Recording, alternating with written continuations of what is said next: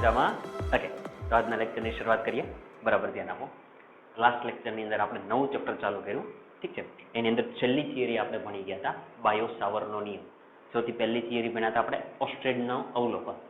અવલોકન શું હતું કે દાખલા તરીકે કોઈ વિદ્યુત કોઈ વાહક તાર છે, એમાંથી પ્રવાહ પસાર થાય તો એની આસપાસ શું ઉત્પન્ન થાય તો કે ચુંબકીય ક્ષેત્ર. આવું આપણે ગઈકાલે ભણી ગયા. આ પ્રવાહ પસાર કરતા એની આસપાસ શું ઉત્પન્ન થાય તો કે ચુંબકીય ક્ષેત્ર. આવી રીતે ક્લિયર છે. ઓસ્ટ્રેડની વાત થઈ હતી, પછી બાયો સાવર નામના વૈજ્ઞાનિકે શું કીધું કે કેટલું ઉત્પન્ન થાય. તો બરાબર એની અંદર ધ્યાન આપજો, આપણે થોડુંક સમજી લઈએ, રિવિઝન કરી લઈએ. બાયો સાવરનો નિયમ શું હતો ઝડપથી લખાવો. બાયો સાવરનો નિયમ શું હતો તો કે ડીબી સદિશના સ્વરૂપમાં લખાવો. DB is equal to mu 0/4π. સાથે સાથે જોતા જાજો, મ્યુ 0/4π. બોલો આગળ શું હતું તો કે આઈ બ્રેકેટમાં સદિશ ડીએલ ક્રોસ સદિશ આર બ્રેકેટ ઓવર છેદમાં આર ક્યુ. આવું આપણે ભણી ગયા હતા. ક્લિયર છે એકદમ પાક્કું ને? આને ધ્યાનમાં રાખજો. પછી આની અંદરની અગત્યની વસ્તુઓ કઈ હતી તો કે તમે ક્રોસની નિશાની કાઢી નાખો અને મૂલ્યના સ્વરૂપમાં લખો. તો આવી રીતે લખાય ડીબી. અહીંયા સદિશ કરી દઉં, માનાંકમાં લખી દઉં તો મ્યુ 0/4π. ગઈકાલનું રિવિઝન કરાવવું છે પણ જોઈ લો ઝડપથી. આઈ ડીએલ આર સાઇન થીટા છેદમાં આર ક્યુ. થીટા કોની કોની વચ્ચેનો ખૂણો તો કે ડીએલ અને આર વચ્ચેનો ખૂણો. ક્લિયર ને? કોની વચ્ચેનો ખૂણો? ડીએલ અને આર વચ્ચેનો ખૂણો. પાક્કું છે? આ સ્વરૂપે જોયું. અને પછી આપણે દિશા શોધવી હોય તો ડીબી ની દિશા શોધવી હોય તો કઈ રીતે? ડીબી એટલે ચુંબકીય ક્ષેત્રની દિશા શોધવી હોય તો કેવી રીતે? બે નિયમ હતા, ડીએલ અને આર વાળો. એક આ નિયમ છે, આ બંનેને લખતો સ્ક્રૂ વાળો નિયમ, અને એક અંગૂઠા વાળો નિયમ. સ્ક્રૂ વાળો નિયમ શું હતો? પહેલા નિયમ મદદ એટલે સમજી લો કે આ વાહક તાર છે, સમજી લેજો બરાબર. આ વાહક તાર છે, માની લો કે એમાંથી પ્રવાહ આવી રીતે પસાર થયો. તમને એમ કે આ કોઈ બિંદુ પી છે, આ કોઈ બિંદુ પી છે, તો અહીંયા ચુંબકીય ક્ષેત્ર કેવી રીતે હોય? તો બીજા નિયમની મદદથી જોઈએ તો પ્રવાહની દિશામાં અંગૂઠો ગોઠવી નાખો તો વળેલી આંગળીઓ, જો વળેલી આંગળીઓ કઈ તરફ જાય છે તો કે અંદર તરફ. તો ચુંબકીય ક્ષેત્ર અંદર તરફ છે, તો અંદર તરફ માટે આપણે આવી નિશાની બતાવી હતી, અહીંયા બી લખી દેવાનું, એટલે ચુંબકીય ક્ષેત્ર અંદર છે. સમજ પડે છે ને? એવી રીતે માની લો કે અહીંયા કોઈ બિંદુ પી ડેશ લઈ લો તો પ્રવાહની દિશામાં અંગૂઠો રાખી દો, વળેલી આંગળીઓ એટલે જો વળીને બહાર તરફ આવતી હોય એવું લાગે, બહાર તરફ માટે નિશાની કેવી છે તો કે સર્કલ કરીને અંદર ડોટ કરીએ છીએ, તો ચુંબકીય ક્ષેત્ર બહાર તરફ. સમજાય છે ને? અને પેલી મેથડ કઈ હતી તો કે ડીએલ અને આર ની. એની મદદથી કેવી રીતે? ડીએલ એટલે પ્રવાહની દિશામાં, એટલે ડીએલ એટલે ઉપરની તરફ આવી રીતે. આર એટલે તો કે એને જોડતો આ વાહક તાર અને આ બિંદુ પી વચ્ચેનું અંતર, એટલે આ આર કહી દો. તો જોજો, આ છે ડીએલ, આ છે આર. તો એનાથી બનતું સમતલ એટલે તો કે આ સમતલ થઈ. એને લંબ શું મૂકવાનો તો કે સ્ક્રૂ મૂકવાનો. ક્યાંથી ક્યાં ફેરવવાનું તો કે પહેલાથી બીજા તરફ. હંમેશા નિયમ જ છે પહેલાથી બીજા તરફ, પહેલાથી બીજા તરફ, એટલે આવી રીતે થશે. જો કઈ દિશા થઈ? આવી રીતે, એટલે સમઘડી. અને સમઘડી એટલે કઈ તરફ તો કે અંદરની તરફ. જો અહીંયાથી ક્લિયર છે? ગઈકાલની મહત્વની વસ્તુઓ આ હતી. એકદમ ક્લિયર? પાક્કું ને? હવે આજની નવી શરૂઆત કરીએ આની મદદથી નથી. જોજો બરાબર ધ્યાન આપજો, એકદમ સમજજો, કેમ કે એક દાખલો આપણે હમણાં આવશે થોડી જ વારની અંદર. એ દાખલો ભણશું ત્યારે આની અંદર આપણને કામ લાગશે. માની લ્યો, જોજો, માની લ્યો કે આ કોઈ વાહક તાર છે, આ વાહક તાર છે. સમજજો એકદમ, આ વાહક તાર છે. માની લો કે આખાની લંબાઈ L જેટલી છે. ચાલો આખાની લંબાઈ મેં L કહી દીધી. સમજી લો કે અંદરથી I જેટલો પ્રવાહ પસાર થાય છે, તો માની લો કે I જેટલો પ્રવાહ પસાર થાય છે. હવે તમને એવું કે કોઈ બિંદુ P છે, બિંદુ P એ અહીંયા છે, બિંદુ P અહીંયા છે. તો અહીંયા છે એનો મતલબ એવો થયો કે વાહક તારની અક્ષ પરનું બિંદુ કહેવાય. જો બિંદુ P આ છે. માની લો એવી જ રીતે અહીંયા કોઈ બિંદુ Q છે, એ તે અક્ષ પરનું બિંદુ છે. જો આવી રીતે. તો વાહક તાર અહીંયા પૂરો થઈ જાય છે, વાહક તાર નથી. પણ વાહક તાર તમે આમ આગળ તરફ જાઓ છો તો એની અક્ષ પરના કોઈ બિંદુ છે, એક બિંદુ છે P અને એક બિંદુ છે Q. અને તમને એવું કે બિંદુ P પાસે ચુંબકીય ક્ષેત્ર કેટલું હોય? ચુંબકીય ક્ષેત્ર એટલે B. કયા બિંદુ પાસે તો કે P, એની પાસે ચુંબકીય ક્ષેત્ર કેટલું હોય? તમને આવો સવાલ પૂછે અહીંયા. અથવા તમને અહીંયા પૂછે કે Q બિંદુ પાસે ચુંબકીય ક્ષેત્ર કેટલું હોય? ચુંબકીય ક્ષેત્ર એટલે B.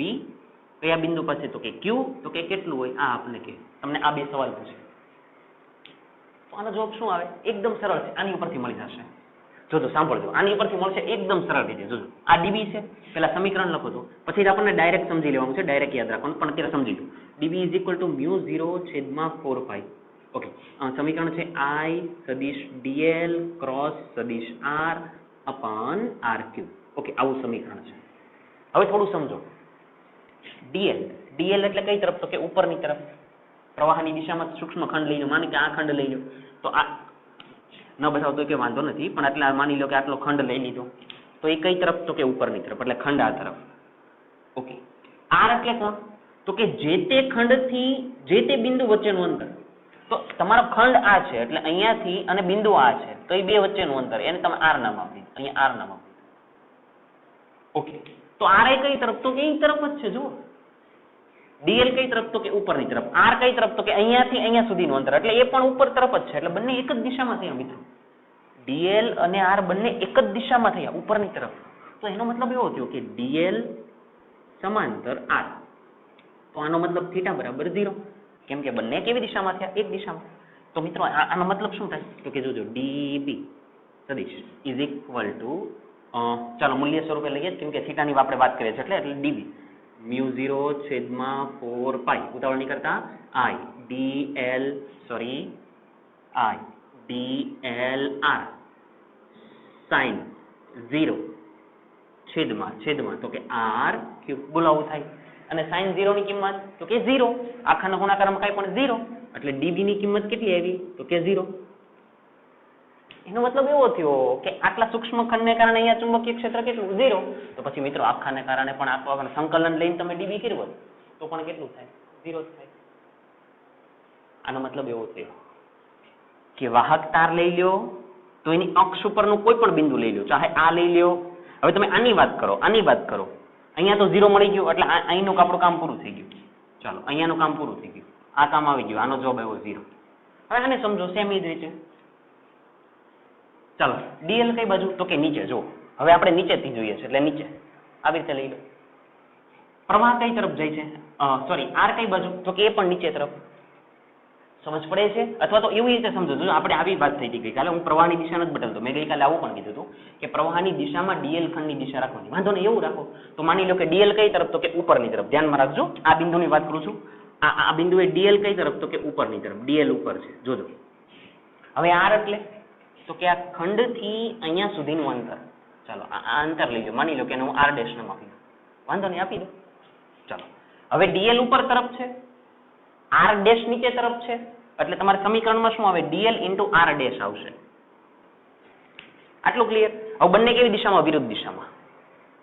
વિરુદ્ધ દિશામાં એટલે ખૂણો કેટલો? તો કે 180 નો. થીટા બરાબર કેટલા? તો કે 180. કેમ કે એક ઉપર એક નીચે, એટલે એનો મતલબ આમ થયા, તો આખો ખૂણો કેટલો બને? તો કે 180. અને મિત્રો sin 180, અહીંયા તમે 180 મૂકો તો સમીકરણ શું બને? db μ0 છેદમાં 4 પાઈ i dl r sin 180 છેદમાં r ક્યુબ. મિત્રો sin 180 ની કિંમત પણ કેટલી થાય? 0 થાય. એટલે આની કિંમત પણ 0, આના ગુણાકારમાં કાંઈ પણ 0, એટલે db કયા બિંદુ પરથી? q is equal to 0. ખબર પડે છે? તો આનો મતલબ એવો થયો કે કોઈ વાહક તાર હોય તો એની અક્ષ પરનું બિંદુ જો હોય, તો ત્યાં ચુંબકીય ક્ષેત્રની કિંમત કેટલી થાય? 0. આવું તમને સમજાવવું જોઈએ. આ એની સાબિતી હતી. હવે તમારે સાબિતી યાદ રાખવાની જરૂર નથી, પણ તમને સમજાયેલું હોવું જોઈએ. હું તમને આવું કહું, હવે મને ઝડપથી જવાબ આપી દેજો. માની લો કે આ વાહક તાર છે, આમાંથી I જેટલો પ્રવાહ પસાર થાય છે. હું તમને એમ પૂછું કે અહીંયા કોઈ બિંદુ P છે, તો અહીંયા ચુંબકીય ક્ષેત્ર કેટલું? જલ્દી બોલો, અહીંયા ચુંબકીય ક્ષેત્ર કેટલું? તો કે 0. ભલે ને એની ઉપરનું બિંદુ હોય, પણ એ તો એમ જ થાય ને, dl પણ આ બાજુ, r પણ આ બાજુ. કેમ? એટલે આ બે વચ્ચેનું અંતર, તો બંને એક જ દિશામાં, એટલે 0. હવે માની લો કે હું તમને એમ કહું કે અહીંયા કોઈ બિંદુ લઈ લો, અહીંયા q નામ આપી દો, તો અહીંયા ચુંબકીય ક્ષેત્ર કેટલું? આ તારને કારણે? તો કે 0. અહીંયા કોઈ બિંદુ લઈ લો z, તો આ તારને કારણે અહીંયા ચુંબકીય ક્ષેત્ર કેટલું? તો કે 0. પણ અહીંયા જો તમે કોઈ બિંદુ લ્યો, અહીંયા કોઈ બિંદુ લઈ લીધું p', તો અહીંયા ચુંબકીય ક્ષેત્ર કેટલું? 0. ના, અહીંયા કેવી રીતે મળશે? પ્રવાહની દિશામાં અંગૂઠો આંગળીઓને ફેરવો છો, કઈ તરફ આવે? જો બહારની તરફ આવે, તો અહીંયા ચુંબકીય ક્ષેત્ર થાય બહારની તરફ, એટલે તમારે અહીંયા કરવી પડે આવી દિશા. આવું છે. એટલે અક્ષ પરનું કોઈ પણ બિંદુ હોય તો ચુંબકીય ક્ષેત્ર 0, પણ એની સિવાયનું બિંદુ હોય તો ચુંબકીય ક્ષેત્ર મળી શકે. ક્લિયર છે? પાક્કું ને? તો કે આ ગઈકાલની વાત હતી, એમાં આ ખૂબ જ અગત્યનો, આપણે હમણાં એક દાખલો કરશો એની અંદર આવશે. ક્લિયર છે? ચાલો આને હું સાફ કરી નાખું છું, આવા કોપી કરી નાખો, આપણે આગળ જઈએ.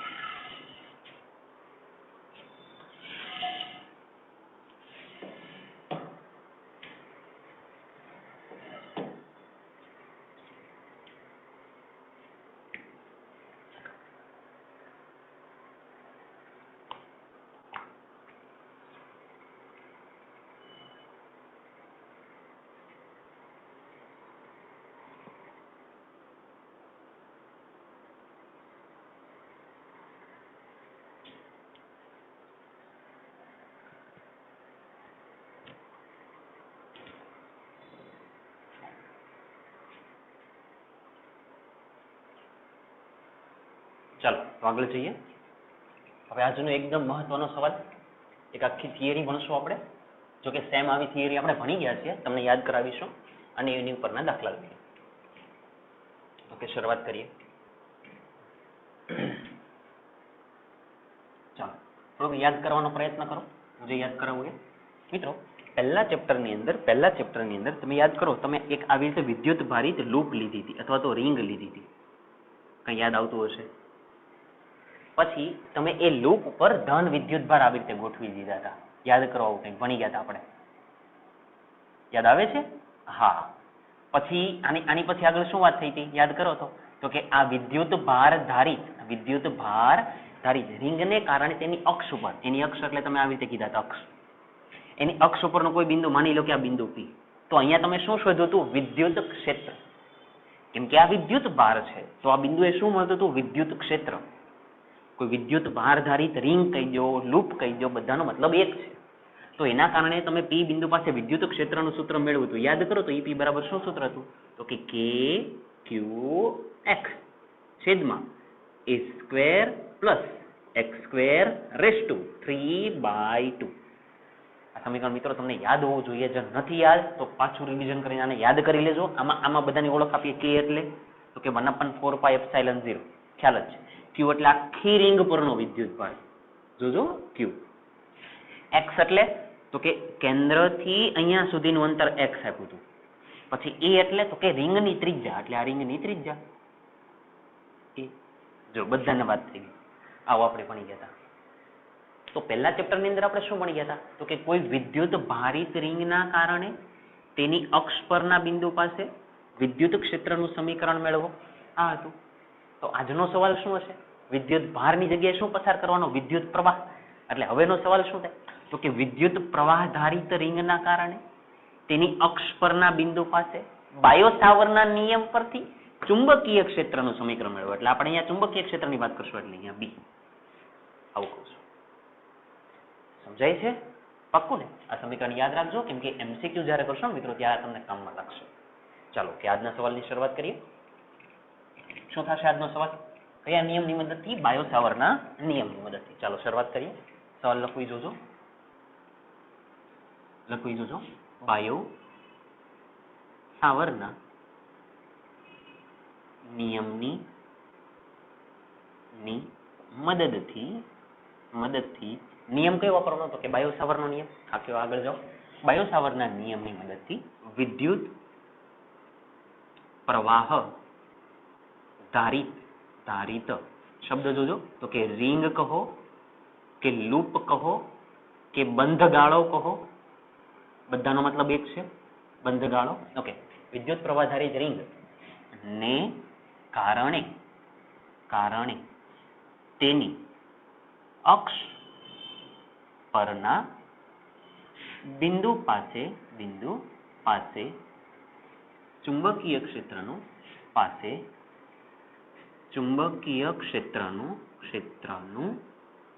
સમીકરણ મેળવો. મિત્રો સવાલ એકદમ ધ્યાનમાં રાખજો, કેમ કે આ જ સવાલ પરથી આપણે સેમ દાખલા ગણવાના છીએ.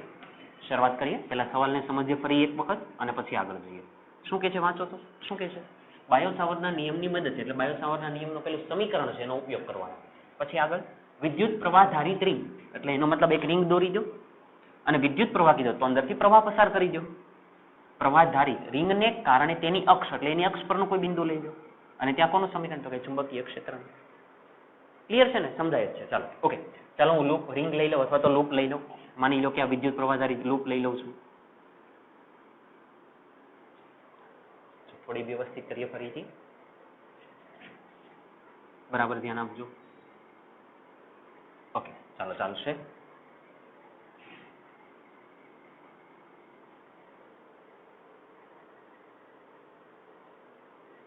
ચાલો ચાલશે. ઓકે, માની લો કે આ લૂપ છે અથવા તો રિંગ છે. મિત્રો એનો મતલબ બંગડી આવી રીતે મેં રાખેલી છે. આટલું ધ્યાનમાં રાખજો. હું આવી રીતે તમને ન બતાવી શકું એટલે બોર્ડ ઉપર આપણે આવી રીતે દોરીએ છીએ. આને પહેલા સમજજો. શું કહું છું? રિંગ આવી રીતે છે, આવી રીતે. મિત્રો રિંગ આવી રીતે હોય તો એની અક્ષ, રિંગ આવી રીતે હોય તો એની અક્ષ કઈ કહેવાય? આ કહેવાય. આ વચ્ચેથી જઈએ બતાવવામાં. આ રિંગ છે તો એની અક્ષ કહેવાય, કઈ કહેવાય? તો કે આ એની અક્ષ કહેવાય. સમજાય? આ રિંગ કહી દો તો એની અક્ષ ક્યાંથી જાય? વચ્ચેથી જાય. જો વચ્ચેથી જાય એટલે આ એની અક્ષ થઈ ગઈ. વિદ્યુત પ્રવાહ ધારિત કીધી તો માની લો કે એમાંથી આઈ જેટલો પ્રવાહ પસાર કરી દો, કે આમાંથી આઈ પ્રવાહ ગયો તો ફરી ફરી ફરી ફરી ફરી ફરીને પાછો કેટલો આવે? આઈ. તો અહીંયા પણ નામ આપી દો, અહીંયા આઈ. આવું એટલે વિદ્યુત પ્રવાહ ધારિત રિંગ લઈ લીધી. હવે પછી શું કીધું? રિંગને કારણે તેની અક્ષ પરનો બિંદુ માની લો કે હું આ લઈ લઉં. ચાલો હું આ બિંદુ લઈ લઉં છું. અહીંયા કોઈ બિંદુ માની લો કે એ બિંદુને હું ઝેડ નામ આપી દઉં. જે નામ આપો મને કોઈ ફરક નથી પડતો, ઝેડ નામ આપી દઉં. ઓકે, અક્ષ પરના બિંદુ પાસે ચુંબકીય ક્ષેત્રનું સમીકરણ, એટલે આ બિંદુ પાસે કોનું સમીકરણ મેળવવાનું? ચુંબકીય ક્ષેત્ર. શરૂઆત કરીએ છીએ, બરાબર સમજજો. આની અંદર ઘણી બધી ઇમ્પોર્ટન્ટ વસ્તુ તમારે સમજવાની આવશે. ઓકે, શરૂઆત કરીએ. આકૃતિમાં કઈ કઈ વસ્તુ બતાવી છે તો એ લખી નાખો. આકૃતિમાં વિદ્યુત પ્રવાહ ધારિત, માની લો કે આ રિંગ જે છે એની ત્રિજ્યા કહી દઉં. માની લો કે આ એનું કેન્દ્ર છે. આ રિંગની ત્રિજ્યા છે માની લો કે હું એ નામ આપી દઉં છું.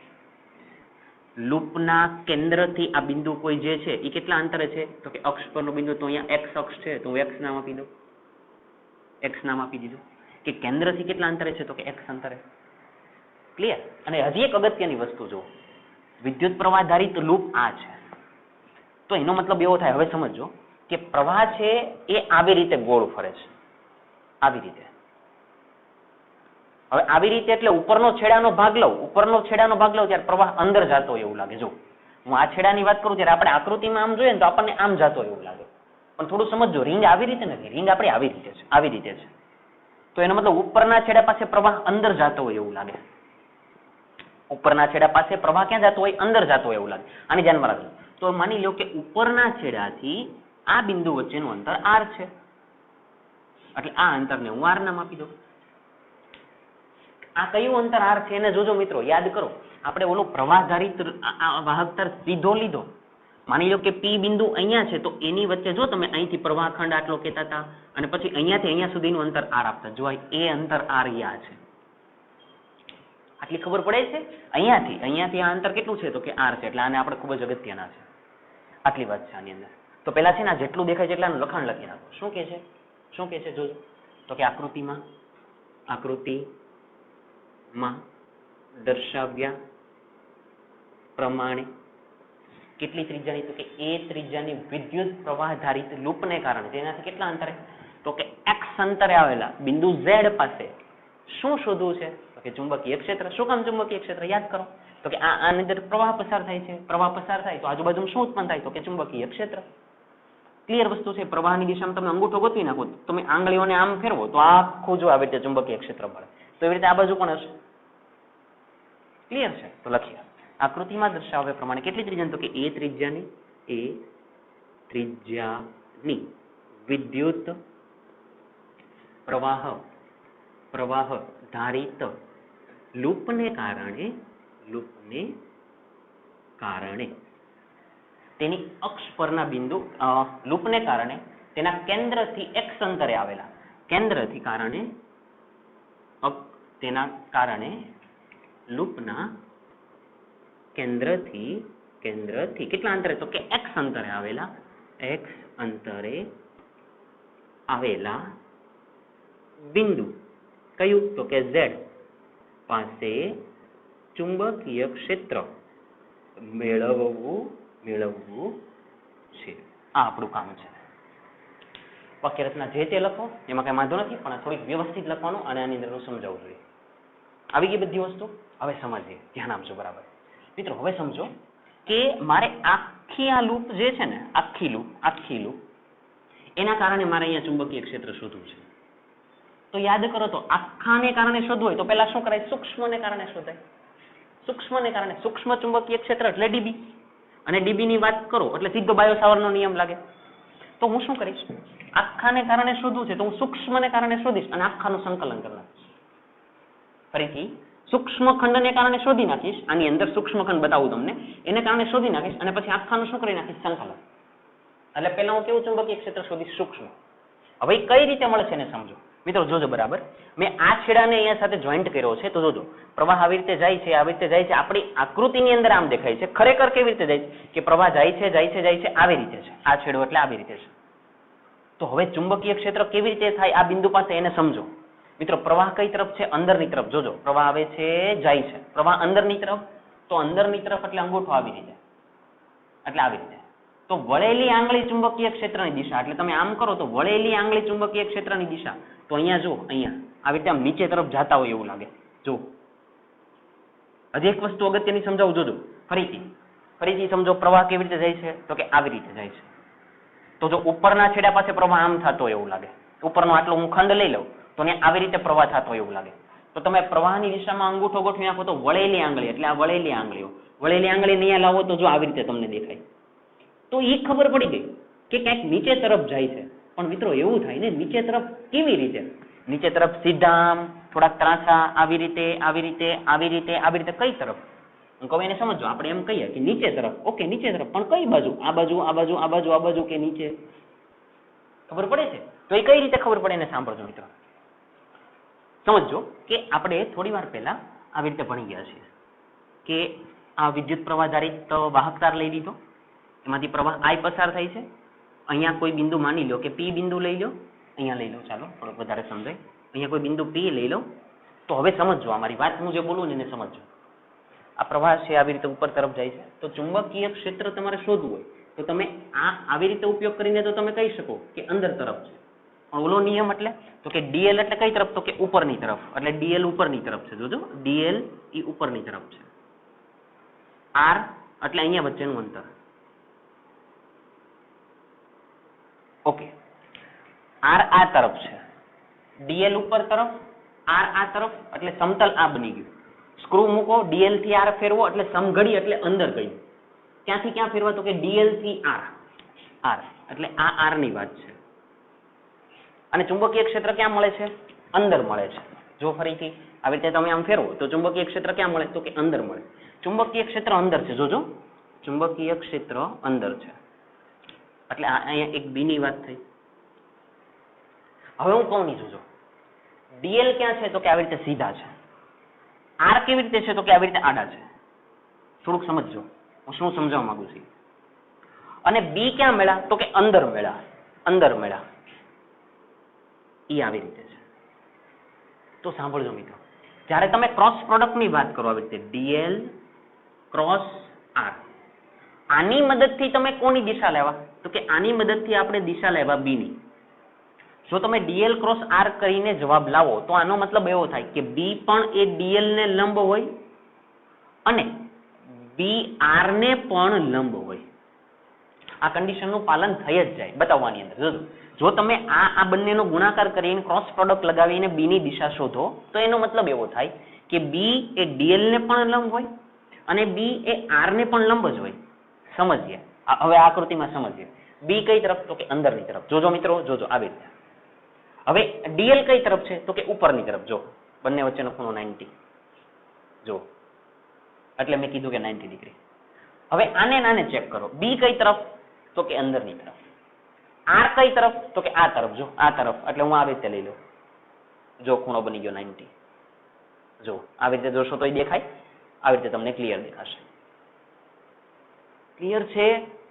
આ વસ્તુ મગજમાં ફિક્સ થઈ જવી જોઈએ. એટલે આનું હું આવું કહેવા માંગુ છું કે જો તમે આવું લખો કે માની લો કે સદિશ C ઇઝ ઇક્વલ ટુ સદિશ A ક્રોસ B લખો તો આનો એક જ મતલબ થાય કે સી છે એ એ ને પણ લંબ હોય અને સી છે એ બી ને પણ લંબ જ હોય.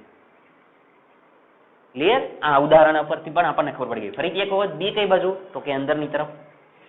ડીએલ કઈ તરફ? તો કે ઉપરની તરફ, ખૂણો 90. બી કઈ તરફ? તો કે અંદરની તરફ. આર કઈ તરફ? તો કે આ તરફ. એટલે આવી રીતે હું આંગળી મૂકી દઉં તો પણ 90. તો એનો મતલબ ક્રોસ પ્રોડક્ટ ની અંદર જે દિશા મેઇન ફાઇનલ જવાબ મળે એ બંનેને કેવો હોય? લંબ હોય. જો આને પણ લંબ છે અને આને પણ લંબ છે. આની ઉપરથી આપણને આમાં જવાબ મળવાનો છે. હવે જુઓ અંદર કરવું એ. ફરીથી આપણે આવીએ. ચાલો, આપણને એ ખબર પડી ગઈ કે પ્રવાહ આવી રીતે ક્યાં ગયો હતો? આમ કર્યું એટલે પ્રવાહ ગયો અંદર, એટલે તમે આવી રીતે રાખી દીધા. તો એનો મતલબ એવો થયો કે આ બિંદુ પાસે ચુંબકીય ક્ષેત્ર નીચે તરફ ક્યાંક મળે છે. નીચે તરફ ક્યાંક મળે છે. પણ મિત્રો નીચે તરફ ક્યાં? તો કે આની અંદર તમે જોયું આર ને લંબ આવી રીતે ન જોયું? DB is equal to DL cross R. તો ડીબી કોને કોને લંબ? આને પણ લંબ અને આને પણ લંબ. તો એનો મતલબ આ આર છે અને તમે આવી રીતે કયો એટલે નીચે તરફ, અને લંબ એટલે આને લંબ. આને લંબ એટલે કઈ રીતે?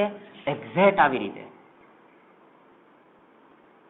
જો આ લંબ થઈ ગયા. જો આ લંબ થઈ ગયા. જો અહીંયાથી આવું કહેવા માંગુ છું. એટલે નથી તમારે આમ સીધા કરવાના, નથી કરવાના આમ ક્રોસમાં કરવાના. જેવા તમે આટલા ક્રોસમાં કરી નાખો, આટલા ક્રોસમાં કરી નાખો એટલે 90 ડિગ્રી ખૂણો જ ન કહેવાય. તમારે 90 ડિગ્રી ક્લિયર દેખાય એવી રીતે આવી રીતે કરવાના છે. ખબર પડી ગઈ? અને એ કોના કારણે? તો કે આટલા ભાગને કારણે. આટલા ભાગને કારણે એટલે મિત્રો કયો ખંડ? વિદ્યુત પ્રવાહધારિત ખંડ. કઈ રીતે? તો કે આમાંથી આઈ પ્રવાહ પસાર થયો. તો અહીંયા માની લો કે આઈ નામ આપી દીધું. આટલી લંબાઈ તો કે ડીએલ કહી દઉં. આટલી લંબાઈ ડીએલ કહી દઉં તો શું બની ગયું? તો કે આઈ ડીએલ. તો જો આટલા પ્રવાહધારિત ખંડને કારણે આ બિંદુ પાસે ચુંબકીય ક્ષેત્ર મળ્યું. એ ક્યાં ગયું? નીચે. અને ચુંબકીય ક્ષેત્ર બોલો તો મિત્રો આ સૂક્ષ્મ ખંડ છે. તો અહીંયા સૂક્ષ્મ ચુંબકીય ક્ષેત્ર, તો સૂક્ષ્મ એટલે ડીબી. આવું કહું છું. ક્લિયર? ફરીથી હજી સમજીએ. હવે આ પ્રવાહ છે એ ફરતો ફરતો ફરતો ફરતો ફરતો ફરતો ફરતો ફરતો ફરતો આમ જાય છે. આપણને આમ લાગે, પણ હકીકતમાં કેવી રીતે જાય છે? જોજો, પ્રવાહ ફરે છે ફરે છે ફરે છે ફરે છે, પછી ફરી ગયા અને હવે ક્યાં આવશે? બહાર આવશે. જો તમે લિટરલી બહાર આવશો, નીચેના છેડે આવો એટલે બહાર આવો. તો એનો મતલબ પ્રવાહ કઈ તરફ? બહારની તરફ. તો બહારની તરફ અંગૂઠો રાખો. ચાલો બહારની તરફ અંગૂઠો રાખીએ. તો હવે ફરીથી જો બહારની તરફ અંગૂઠો રાખવાનો એટલે આ બિંદુ પાસે ચુંબકીય ક્ષેત્ર જો તો આપણને એવું લાગે ઉપર તરફ મળે છે. ઉપર તરફ મળે. જો ઉપર તરફ. જો અંગૂઠો મારો બહાર છે, ઉપર તરફ મળે. જો પણ કેટલું ઉપર? તો એનો જવાબ છે કે આર ને લંબ. હવે એની માટે આર અહીંયા આ છેડાથી જુઓ તો આ ડીએલ આપણે નીચેના છેડાની વાત કરીએ ને, તો આટલો પ્રવાહખંડ લઈ લો. આટલો પ્રવાહખંડ લઈ લો તો આ પણ કયો થઈ? તો કે આઈડીએલ જ થાય. સૂક્ષ્મ ખંડ લીધો એટલે. અને અહીંયાથી પ્રવાહ આમ જાય છે. તો આ બંને વચ્ચેનું અંતર, અહીંયાથી અહીંયા વચ્ચેનું અંતર જેમ અહીંયાથી અહીંયાનું આર કીધું એમ અહીંયાથી અહીંયાનું પણ કેટલું? આર. તો પહેલા એને દોરી નાખો. આ દોરી નાખા તો કે આ આર છે.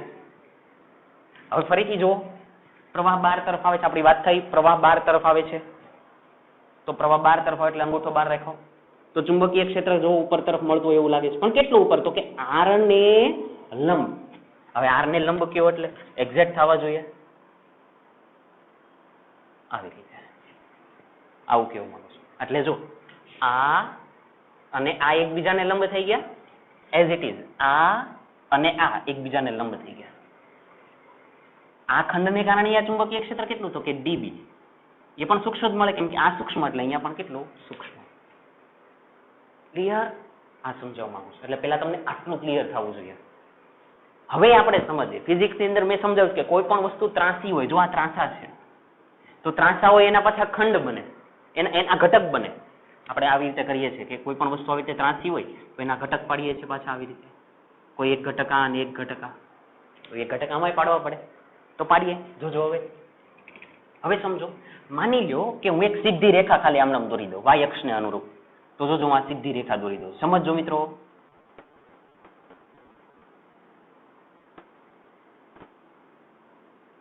ખાલી એમનામ પર્ટિક્યુલર આપણે ધ્યાનમાં રહે એની માટે એક સીધી રેખા દોરી દીધી. હવે સમજો આ ત્રાંસા છે તો આના કેટલા ઘટક પડે? તો કે 2. હવે એ ત્રાંસા એટલે આવી રીતે છે તો 2 ઘટક એટલે એક ઘટક જાય ઉપર અને એક ઘટક જાય આ બાજુ. તો આની અંદર એ દેખાશે આ ત્રાંસા છે એટલે એક ઘટક ગયો આમ. જો આ અને એક ઘટક જશે આમ. એટલે ઈ ઘટક ગયો આવી રીતે, આવું કહેવાનું છે.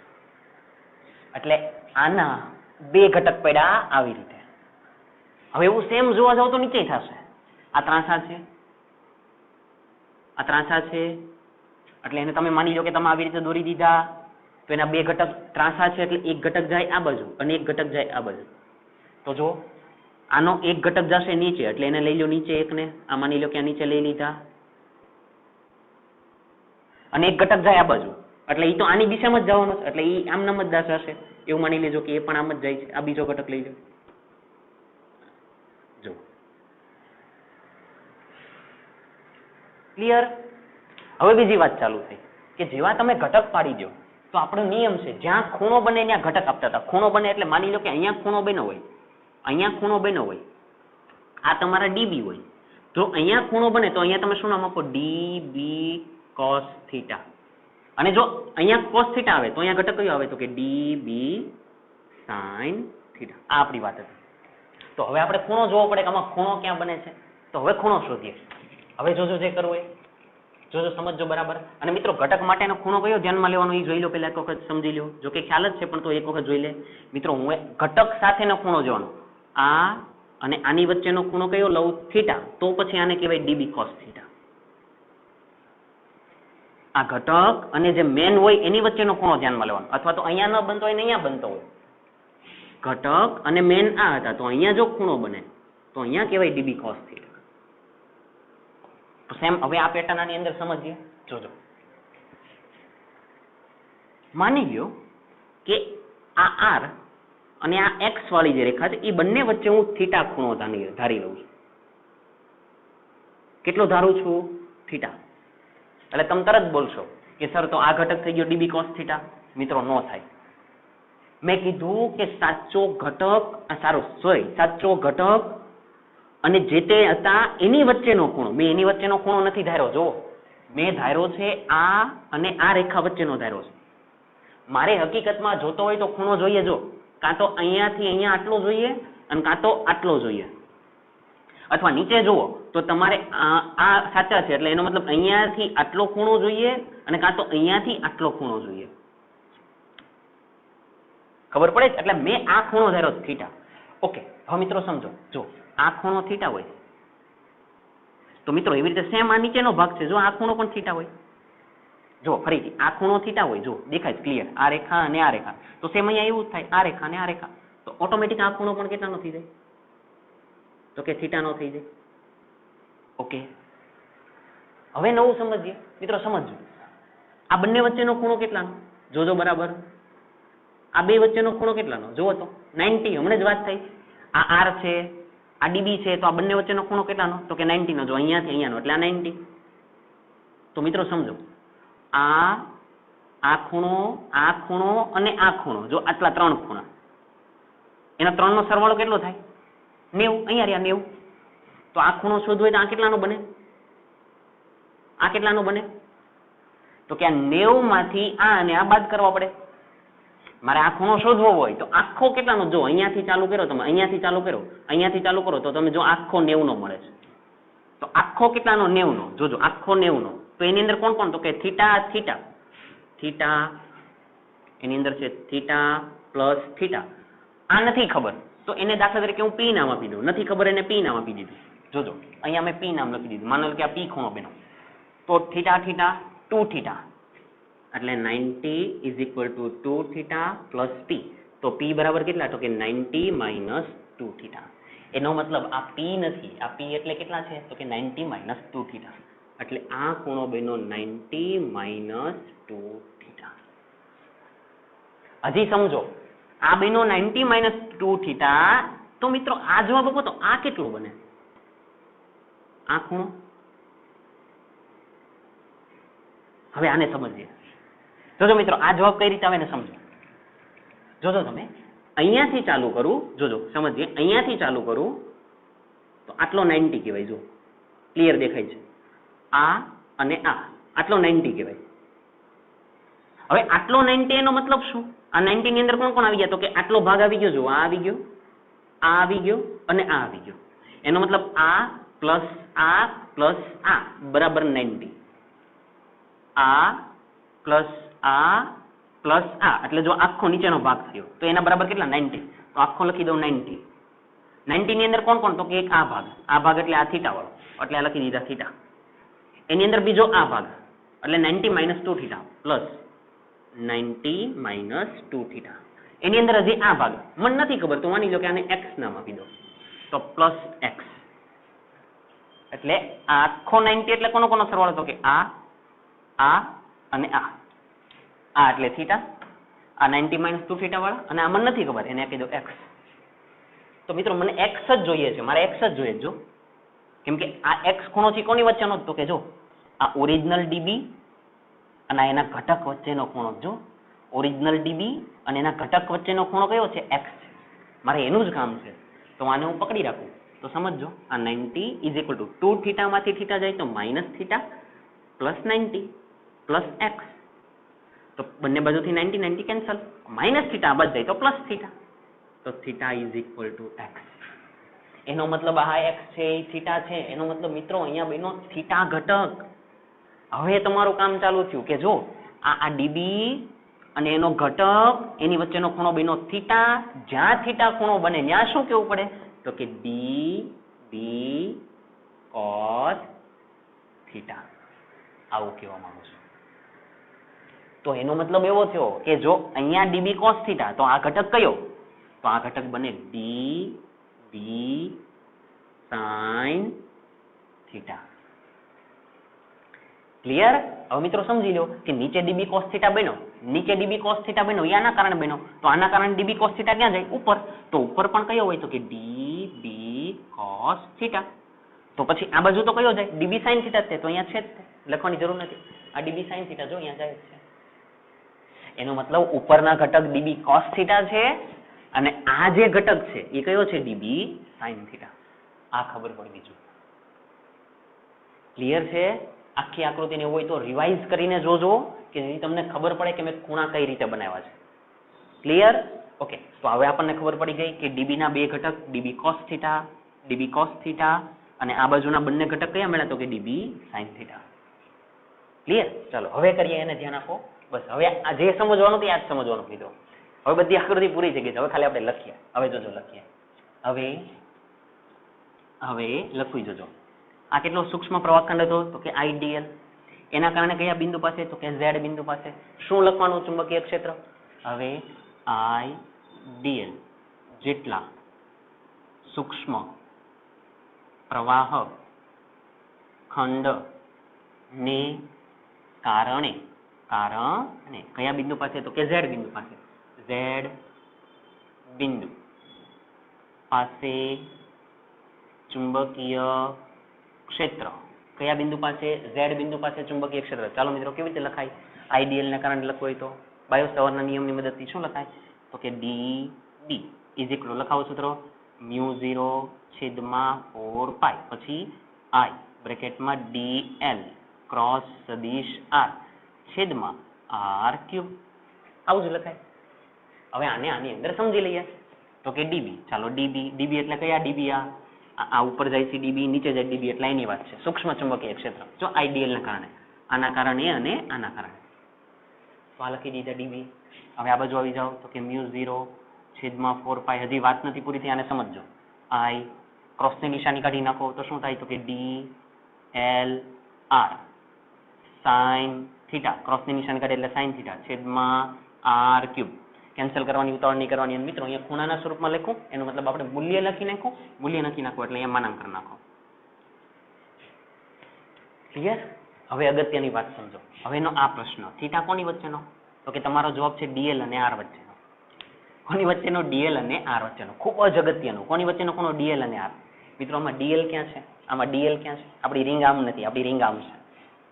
DL એટલે પ્રવાહની દિશામાં ઉપર. મિત્રો આપણે કીધું પ્રવાહ ઉપર આમ જાય છે અંદર તરફ, તો DL કઈ તરફ, અંદર તરફ. જો આપણે આવું કીધું પ્રવાહ આમ જાય છે અંદર, તેનો મતલબ DL પણ ક્યાં થાય, તો કે અંદર. એટલે DL એટલે અંદર, DL એટલે આમ અંદર છે, એટલે આમાં આપણી માર્કર સમજી લો. હવે R, હવે R કેવી રીતે છે, આવી રીતે ત્રાંસા, તો જો એ આવી રીતે આમ ત્રાંસા છે. મિત્રો આ ખૂણો કેટલાનો બને, મારી આંગળીને જોજો, આ ખૂણો કેટલાનો બને, જલ્દી, તમને અજીબ ખૂણો લાગતો હશે, બાકી આ અજીબ ખૂણો નથી. જો આ ખૂણો કેટલાનો છું બતાવું, જો મેં કાંઈ જ નથી કર્યું, આ ખૂણો જુઓ ખાલી, આ 90 ડિગ્રીનો ખૂણો છે, પણ એ તો આપણે આમ જોઈએ જ ને એટલે એવું લાગે છે કંઈક અલગ લાગે છે. અને ત્રિપરિમાણમાં આખી ડિઝાઇન છે. જો ડીએલ એટલે એ અંદર ગયા, એટલે મેં માર્કર રાખી દીધી, આ માર્કર, આ આર દેખાય છે, આર ને હું સેમ એવી રીતે ત્રાંસા લઈ લઉં. જો આવી રીતે ત્રાંસા, તો લિટરલી તમને દેખાય આ ખૂણો 90 નો. જો જો ઉપર કરીને જોશો તો 90 દેખાશે. જો આવી રીતે કરીને જોશો તો 90 દેખાશે. હવે તમને ખબર પડશે આ નીતરી 90 બને. તો એનો મતલબ એવો થયો મિત્રો કે ડીએલ અને આર વચ્ચેનો ખૂણો કેટલો છે? 90 ડિગ્રી છે. અહીં ડીએલ લંબ સદિશ આર, તેથી થીટા બરાબર 90 ડિગ્રી. એ 90 ડિગ્રીને આની અંદર મૂકી દો તો શું થશે? તો કે સદિશ ડીબી ઇઝ ઇક્વલ ટુ લખો μ0 છેદમાં 4 પાઈ, પછી લખો તો કે આઈ ડીએલ આર સાઇન 90. એક વખત ખૂણો મૂકી દો પછી કેન્સલ કરજો, વાંધો નથી, પણ પહેલા ડાયરેક્ટ કેન્સલ નહીં કરી દેતા, ઉતાવળ નહીં કરતા એવી. આર ક્યુબ હવે કેન્સલ કરી નાખો. ચાલો આર આર ગયા એટલે નીચે થઈ ગયા આર સ્ક્વેર, સાઇન 90 ની કિંમત 1. તો જવાબ શું આવ્યો? તો કે ડીબી ઇઝ ઇક્વલ ટુ μ0 છેદમાં 4 પાઈ. ચાલો આઈડીએલ આર આર તો નીચે કેન્સલ થશે, સાઇન 90 ની કિંમત 1 એટલે અહીંયા થયા આર સ્ક્વેર. એટલે આ ખંડને કારણે આ ત્રાંસુ જે ચુંબકીય ક્ષેત્ર મળ્યું એ આટલું છે. એવી જ રીતે સેમ આ ખંડને કારણે ત્રાંસુ જે ચુંબકીય ક્ષેત્ર આમ મળે છે, તો આમ મળે છે, એ કેટલું મળ્યું? એ આ છે. ક્લિયર છે? એ આ ડીબી છે, આ ડીબી અહીંયા રહ્યા ડીબી. આવું કહેવા માંગુ છું. હવે બીજું આપણું કામ ચાલુ થયું કે ડીબી કહી દીધા, તો ડીબી ના કેટલા ઘટક? 2. એક આ ઘટક અને એક આ ઘટક. તો હવે શું લખાય? આકૃતિ પરથી સમજી શકાય છે કે ડીબી ના કેટલા ઘટક મળે છે? 2 ઘટક, ડીબી કોસ થીટા અને ડીબી સાઇન થીટા. પણ જો તો ડીબી કોસ થીટા તો વિરુદ્ધ દિશામાં છે, ડીબી કોસ થીટા તો વિરુદ્ધ દિશામાં છે, એટલે એને કારણે ચુંબકીય ક્ષેત્ર મળે નહીં. એક ઉપર એક નીચે, એટલે બંનેને કેન્સલ કરી નાખ્યા. તો જે મળે એ બધું કોના કારણે મળે? ડીબી સાઇન થીટાને કારણે, કેમ કે એ જો આ તરફ છે. સમજાય છે? એટલે હવે લખીએ અહીં આકૃતિ પરથી સમજી શકાય છે કે સદિશ ડીબી ના 2 ઘટકો, સદિશ ડીબી ના 2 ઘટકો, નંબર 1 કયા કયા? તો કે ડીબી કોસ થીટા અને નંબર 2 ડીબી સાઇન થીટા મળે છે. આ 2 ઘટક મળે છે, પરંતુ ડીબી કોસ થીટા કેવી દિશામાં? વિરુદ્ધ દિશામાં. પરંતુ ડીબી કોસ થીટા ઘટક પરસ્પર વિરુદ્ધ દિશામાં હોવાથી તેના કારણે ચુંબકીય ક્ષેત્ર મળતું નથી. આ બંને ઘટક કેવી દિશામાં છે? વિરુદ્ધ દિશામાં, એટલે એના કારણે ચુંબકીય ક્ષેત્ર મળે નહીં. તેથી માત્ર ડીબી સાઇન થીટાના કારણે, માત્ર ડીબી સાઇન થીટાના કારણે ચુંબકીય ક્ષેત્ર મળે છે. એટલે આપણે ચુંબકીય ક્ષેત્ર શોધવાનું એ ખાલી કયા ઘટકને કારણે? આના કારણે. આની કોઈ વાત આવવાની છે નહીં, કેમ કે કેવી દિશામાં છે? વિરુદ્ધ દિશામાં. ઝડપથી કોપી કરો તો હું એકવાર ચેક કરી લઉં. એકદમ ક્લિયર દેખાય છે? ખબર પડી? હવે કરું એ જુઓ, સાંભળજો બરાબર, એકદમ સાંભળજો. સમજો તો આ ડીબી ના કેટલા ઘટક મળ્યા? તો કે ડીબી કોસ થીટા અને ડીબી સાઇન થીટા. તો અહીંયા આવું લખાય. તેથી લખવું જોજો, dB is equal two dB cos theta plus dB sine theta. બોલો આવું થાય? આ ડીબી એટલે પરિણામી, એટલે આ એના 2 ઘટક મળી ગયા હતા, ડીબી કોસ થીટા અને ડીબી સાઇન થીટા.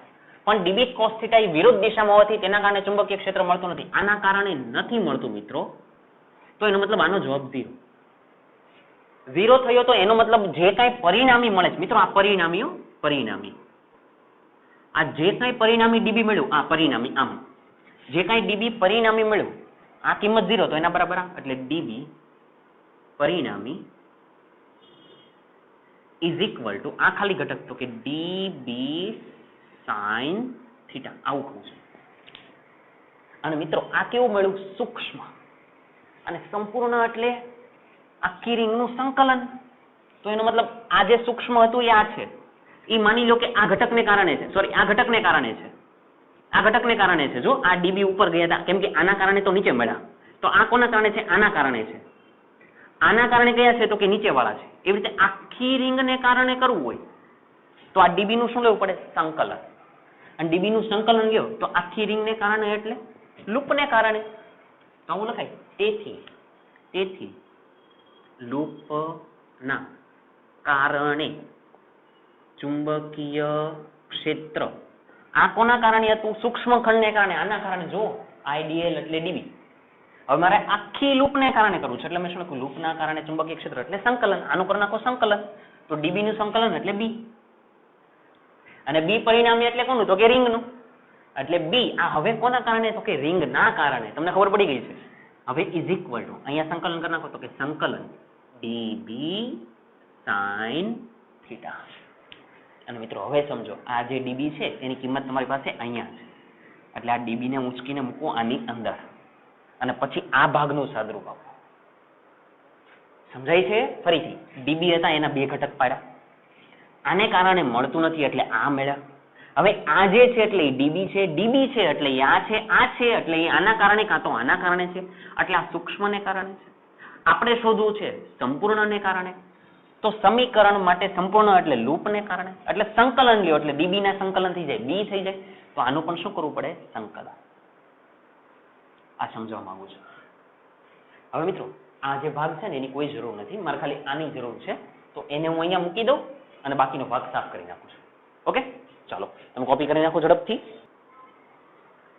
ચાલો આ બાકીનો ભાગ સાફ કરી નાખો. આ ભાગની જરૂર નથી, આને હું સાફ કરી નાખું. આકૃતિ રહેવા દઈશું કેમ કે આકૃતિનું તો જરૂર પડશે. ચાલો આ ભાગ સાફ કરી નાખું છું. ઓકે, આપણે આ સમીકરણની જરૂર છે. જો મિત્રો ડીબી એટલે મૂલ્ય, એટલે આ ડીબી અહીંયા મારે મૂકવા છે. એક કામ કરું ને, ડીબી ની કિંમત છે ને અહીંયા લખી નાખો. અહીં ડીબી, આ ડીબી આ મૂલ્ય કહેવાય. તો ડીબી ઇઝ ઇક્વલ ટુ શું લખાય?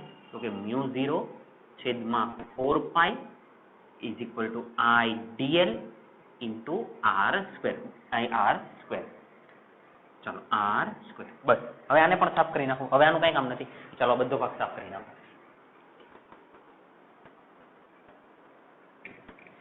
એકદમ ઇન્ટરેસ્ટિંગ સવાલ છે મિત્રો. આવા સવાલને પેશન્ટથી સમજજો, એકદમ શાંતિથી, એટલે તમને સમજાય.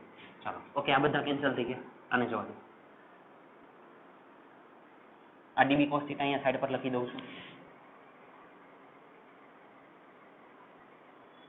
આ ડીબી cos θ અહીંયા નીચે સાઈડ પર લખી દઉં છું. ડન. ચાલો હવે કરીએ. આ ડીબી ની કિંમત આની અંદર મૂકી દો. તો આ કોના કારણે થઈ ગયું? રીંગના કારણે. અહીં લખવું તો લખી નાખો રીંગને કારણે, લૂપને કારણે, આખીને કારણે. દર વખતે લખવાની જરૂર નથી, ખબર પડી ગઈ છે. તો હવે બી જ રહેવા દો. એટલે અહીંયા લખી નાખો બી, અહીંયા લખી નાખો સંકલન. ચાલો ડીબી ની જગ્યાએ આખી કિંમત મૂકી દો. તો શું લખાશે? તો કે μ0 છેદમાં 4π પછી કોણ છે? તો કે IDL છેદમાં કોણ છે? તો કે R². મિત્રો આ કિંમત અહીંયા મૂકી દીધી. હજી સાઇન થીટા ઘટક છે તો અહીંયા લખી નાખો સાઇન થીટા. ચાલો આટલું થશે. હવે થોડું સમજીએ. સાઇન થીટા, થીટા આપણે આ લીધો તો, જો આ થીટા લીધો તો આપણે શરૂઆતથી આધારી લીધા હતા. તો સાઇન થીટા બરાબર સામેની બાજુ છેદમાં કર્ણ. કેમ કે આ કર્ણ થાય. જો મિત્રો અહીંયા 90 બની જાય. તો 90 ની સામેની બાજુ એટલે કર્ણ. એટલે સાઇન થીટા બરાબર સામેની બાજુ એટલે a, કર્ણ સોરી સામેની બાજુ એટલે a, કર્ણ એટલે r. અહીં સાઇન થીટા બરાબર સામેની બાજુ એટલે a છેદમાં કર્ણ એટલે r. તો સાઇન થીટા ની જગ્યાએ નાખો a/r એટલે અહીંયા લખો b is equal to integration. મિત્રો હવે સાદુરૂપ છે, સમજતા જાજો. μ0 છેદમાં 4π IDL અહીંયા હતા R². સાઇન થીટા ની જગ્યાએ લખી નાખો a/r. R² r એટલે r³ b ઇન્ટિગ્રેશન μ0 છેદમાં 4π IDL a/r³. આવું કહેવા માંગુ છું. હવે મિત્રો આ આર છે આની અંદર તમને દેખાય, જો અહીંયા રે આર, આ ભાગ છે એ આર છે, જો આ ભાગ આર છે. મિત્રો આર એ કર્ણ છે, તો કર્ણનો વર્ગ બરાબર બાકીની બે બાજુના વર્ગનો સરવાળો, તો આર સ્ક્વેર બરાબર એ સ્ક્વેર પ્લસ એક્સ સ્ક્વેર લખી નાખો. અહીં જો કરવું અહીં આર સ્ક્વેર બરાબર એ સ્ક્વેર પ્લસ એક્સ સ્ક્વેર, એ સ્ક્વેર પ્લસ એક્સ સ્ક્વેર. આપણે અહીંયા આર ક્યુબ છે મિત્રો, અને આ સ્ક્વેર છે તો મારે એને ક્યુબમાં ફેરવવા છે, 3 ઘાત લાવી, તો 3 ડાયરેક્ટ ન આવે, પહેલા વર્ગ છે એને કાઢી નાખો, તો બંને બાજુ વર્ગમૂળ લઈ લો, તો આ બની ગયા આર. વર્ગમૂળ લ્યો છો તમે, વર્ગમૂળ લ્યો છો એટલે આવી રીતે એ સ્ક્વેર પ્લસ એક્સ સ્ક્વેર. અને મિત્રો ખબર છે વર્ગમૂળ જ્યારે લખીએ ત્યારે આપણે આવી રીતે પણ લખી શકીએ, a square plus x square raise to 1/2. વર્ગમૂળનો મતલબ જ 1/2 થાય. હવે સમજો આ આર છે ને અહીંયા આર ક્યુબ છે, થઈ ગયું. આ આર છે તો એ આર ને બેઠા અહીંયા મૂકી દો એટલે આખાની કેટલી ઘાત થઈ જાય? 3 ઘાત. અથવા તો બંને બાજુ ઘન લઈ લો, બંને બાજુ શું લેતા? ઘન લેતા. ઘન એટલે R cube is equal to અહીંયા શું થાય? A square plus x square. બંને બાજુ ઘન લીધો એટલે 3 ગુણ્યા 1/2 આવું. અહીંયા પણ 3 વડે ને અહીંયા પણ 3 વડે એટલે 3 into 1/2 એટલે 3/2. હવે ડાયરેક્ટ લખી દો 3/2. ડાયરેક્ટ જ લખવાનું હોય છે પણ આ તો ખાલી સમજાવવા માટે લખ્યું 3/2. આવી ગઈ આર ક્યુબ ની કિંમત. જો આખી ઉસકીને અહીંયા મૂકી દો. ચાલો મૂકી દો તો શું થાય? તો કે b is equal to integration μ0 છેદમાં 4π.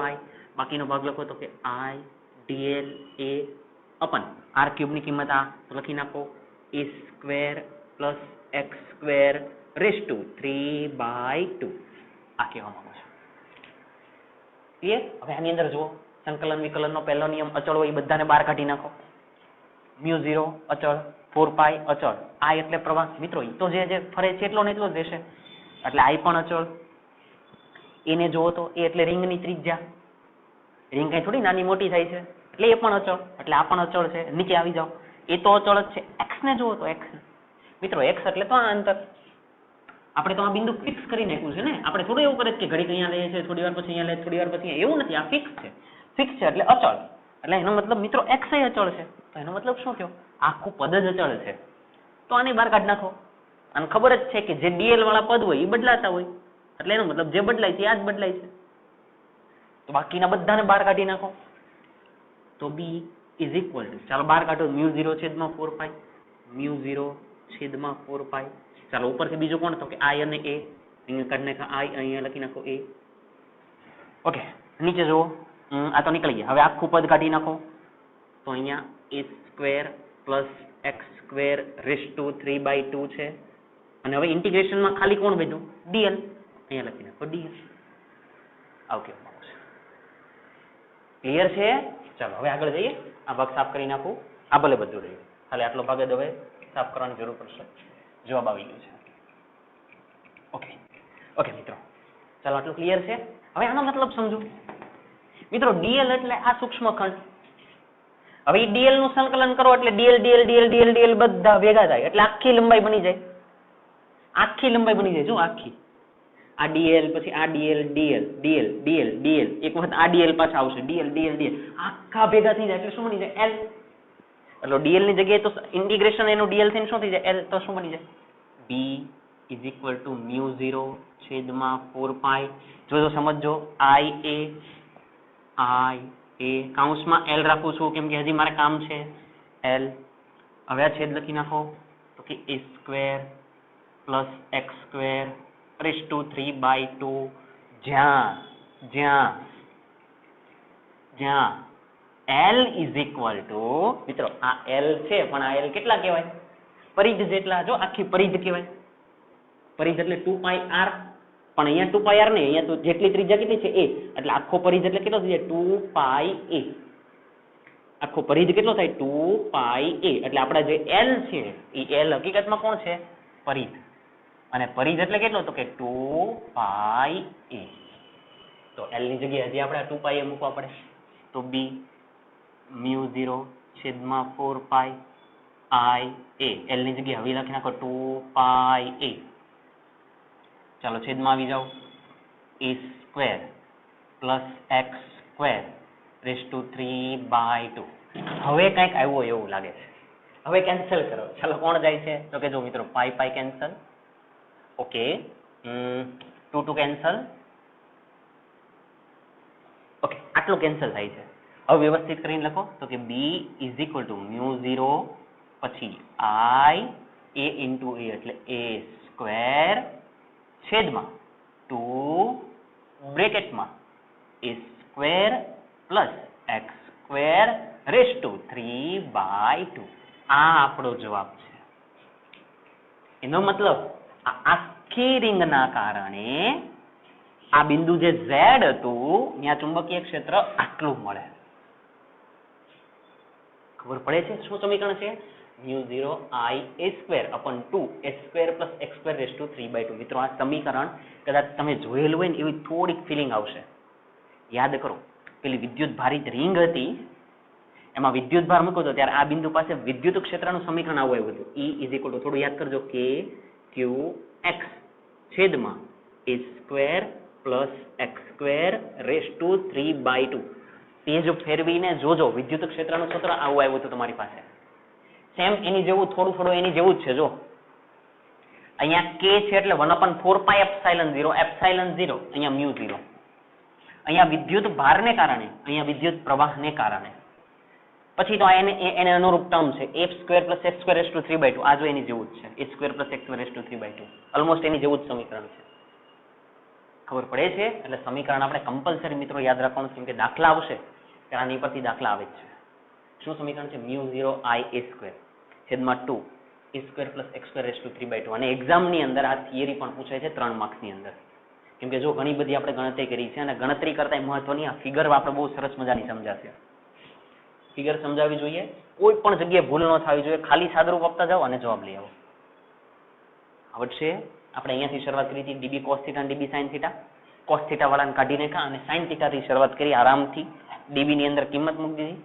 ગણતરી કરતા ગયા અહીંયા r³ થઈ ગયા. r² એટલે કર્ણનો ઉપયોગ કર્યો. પાછી ગણતરી કરતા ગયા બધાને આપણે જોયા તો ખબર પડી અચળ બધાને બાર કાઢ્યા dl ને રાખ્યા. dl નું સંકલન કર્યું એટલે l બન્યું પણ l એટલે આખી લંબાઈ થાય. l એટલે આખી લંબાઈ એટલે પરિઘ થયો. પરિઘ એટલે 2π થાય અને ફાઇનલી આપણો આ જવાબ આવ્યો. આવડશે? પાક્કું ને? ચલો નીચે હવે સેન્ટેન્સ લખી નાખો અને હું સાફ કરી નાખો. જે લૂપને કારણે તેની અક્ષ પરના બિંદુ પાસે ચુંબકીય ક્ષેત્રનું સમીકરણ છે. અહીંયા તમારો જવાબ પૂરો. ફાઇનલી આપણો જવાબ આવડશે? પાક્કું? હવે મિત્રો તમને ખબર છે જ્યારે આવા સમીકરણ આવે ત્યારે આપણે એના કેસ લઈએ છીએ. આમાં આપણે કેસ લીધા હતા કેસ 1 કેસ 2. તો મિત્રો હવે આની અંદર સમજીએ કેસ 1 અને કેસ 2. ક્લિયર? અહીંયા સુધી જ્યારે પૂછેલું હોય આટલો સવાલ લખેલો ત્યારે જવાબ આપણો આટલો જ આવશે. હવે હું જે લખું છું એની અંદર આવશે નહીં. પણ એ એમસીક્યુ માટેનો ભાગ છે. દર વખતે આપણે જેમ વાત થઈ છે અને દાખલા છે એ નીચેના સમીકરણ પરથી જ આવે છે. કરી ચાલો કેસ 1 જવાબ અહીંયા પૂરો થઈ ગયો. હવે આ આપણે એની અંદરની સમજણ છે એટલે કેસ 1. ચાલો શું કેસ 1 છે સમજો. માની લો કે બિંદુ z અહીંયા છે. માની લો કે બિંદુ z ને અનંત અંતરે લઈ લો. કે અંતરે અનંત અંતર એટલે માની લો કે હું અહીંયા લઈ લો. એટલે હવે તમારું અહીંયાથી ચાલુ કરીને અહીંયા સુધીનું x થાય. જો હે ને? એટલે x હું અનંત લઈ લઉં એટલે શું કરતા બિંદુ z ને અનંત અંતરે લેતા. ચાલો બિંદુ z ને કેવા અંતરે લીધું? તો કે અનંત અંતરે લીધું. અનંત અંતરે x ની કિંમત કેવી થઈ ગઈ? ઇન્ફિનિટિવ. તેથી x ટેન્ડ્સ ટુ ઓલમોસ્ટ કેવા થઈ ગયા? ઇન્ફિનિટિવ. હવે મિત્રો સમજો x ની કિંમત ઇન્ફિનિટિવ. આ સમીકરણમાં આવો x ની કિંમત ઇન્ફિનિટિવ. ઇન્ફિનિટિવ ની અંદર કાંઈ પણ ઉમેરો તો ઇન્ફિનિટિવ જ રહે. ઇન્ફિનિટિવ એટલે છેદનું પદ ખૂબ જ મોટું. જ્યારે અંશ કરતા છેદનું પદ ખૂબ જ મોટું હોય ત્યારે આ જવાબ કેટલો આવે? 0. કેલ્સી ની અંદર કરવું હોય તો જોજો 1 ગમે એટલી આખી તમારી ડિસ્પ્લે ભરાય ને એટલી સંખ્યા દબાવી દેવાના. ઇઝ ઇક્વલ ટુ નું બટન આપશો એટલે 0 0 0 0 0 આવું જ આવશે.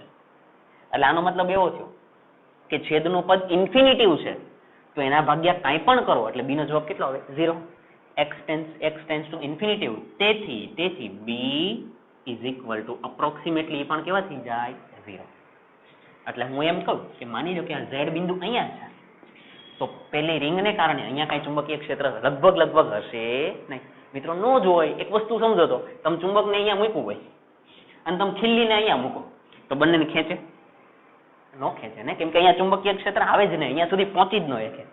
એક્ઝેક્ટ એની જેમ જ છે કે આ રિંગને કારણે ચુંબકીય ક્ષેત્ર અહીંયા સુધી જ લગભગ મળે છે. હવે તમે રિંગને અહીંયા મૂકો, સોરી પેલા બિંદુને અહીંયા મૂકો તો અહીંયા ચુંબકીય ક્ષેત્ર કેવી રીતે મળે? ન મળે. એટલે જવાબ 0 એમ. આ સમજાવવું જોઈએ. ક્લિયર? ચાલો એક કેસ આ થયો. હવે કેસ નંબર 2 અગત્યનો જોજો, એની પરથી દાખલા આવશે આ એમસીક્યુ માટે. Case number 2. ઓકે, આ કેસ શું છે? માની લ્યો કે હું આ ઝેડ બિંદુને આ કેન્દ્ર ઉપર લઈ લઉં છું. એટલે એનો મતલબ બિંદુ ઝેડ એ ક્યાં છે? તો કે રિંગના કેન્દ્ર પર હોય ત્યારે. એટલે લખવું જોજો, જ્યારે બિંદુ ઝેડ લૂપના કેન્દ્ર પર હોય ત્યારે. ચાલો, એનો મતલબ શું થયો મિત્રો? કે આ ઝેડ છે એ અહીંયા છે, એનો મતલબ એ અહીંયા આવી ગયા, એનો મતલબ x ની કિંમત 0 થઈ ગઈ. મિત્રો તમે ઝેડ અહીંયા લ્યો એટલે આમ તો જાતા જ નથી, તમે અહીંયા જ છો, એટલે એનો મતલબ x ની કિંમત 0 હોય ત્યારે x ઇઝ ઇક્વલ ટુ 0. એનો મતલબ આ સમીકરણની અંદર જો x ની કિંમત 0 મૂકો તો અહીંયા 0 મૂકો એટલે x નો વર્ગ 0 થઈ ગયા. તો હવે આનું સાદુરૂપ આપવું જોજો. b is equal to μ0 i a square, μ0 i a square. આરામથી કરવો. અહીંયા 0, આ 2 તો હતા જ તે, આ a સ્ક્વેર છે અને આ તો 0 અને આખાની કેટલી ઘાત? તો કે 3/2. અને મિત્રો આ પદ તો કેવી રીતે કહેવાય? તો કે 2 ગુણ્યા 3/2. તો મિત્રો આ 2 કેન્સલ થઈ ગયા, એટલે આ 2 કેન્સલ. તો હકીકતમાં તો એનો ઘન થાય. ખબર પડે છે? એનો શું થાય? ઘન થાય. અહીંયા લખો ઉપર જોજો, આ સાફ કરી નાખું, હવે આની જરૂર નથી.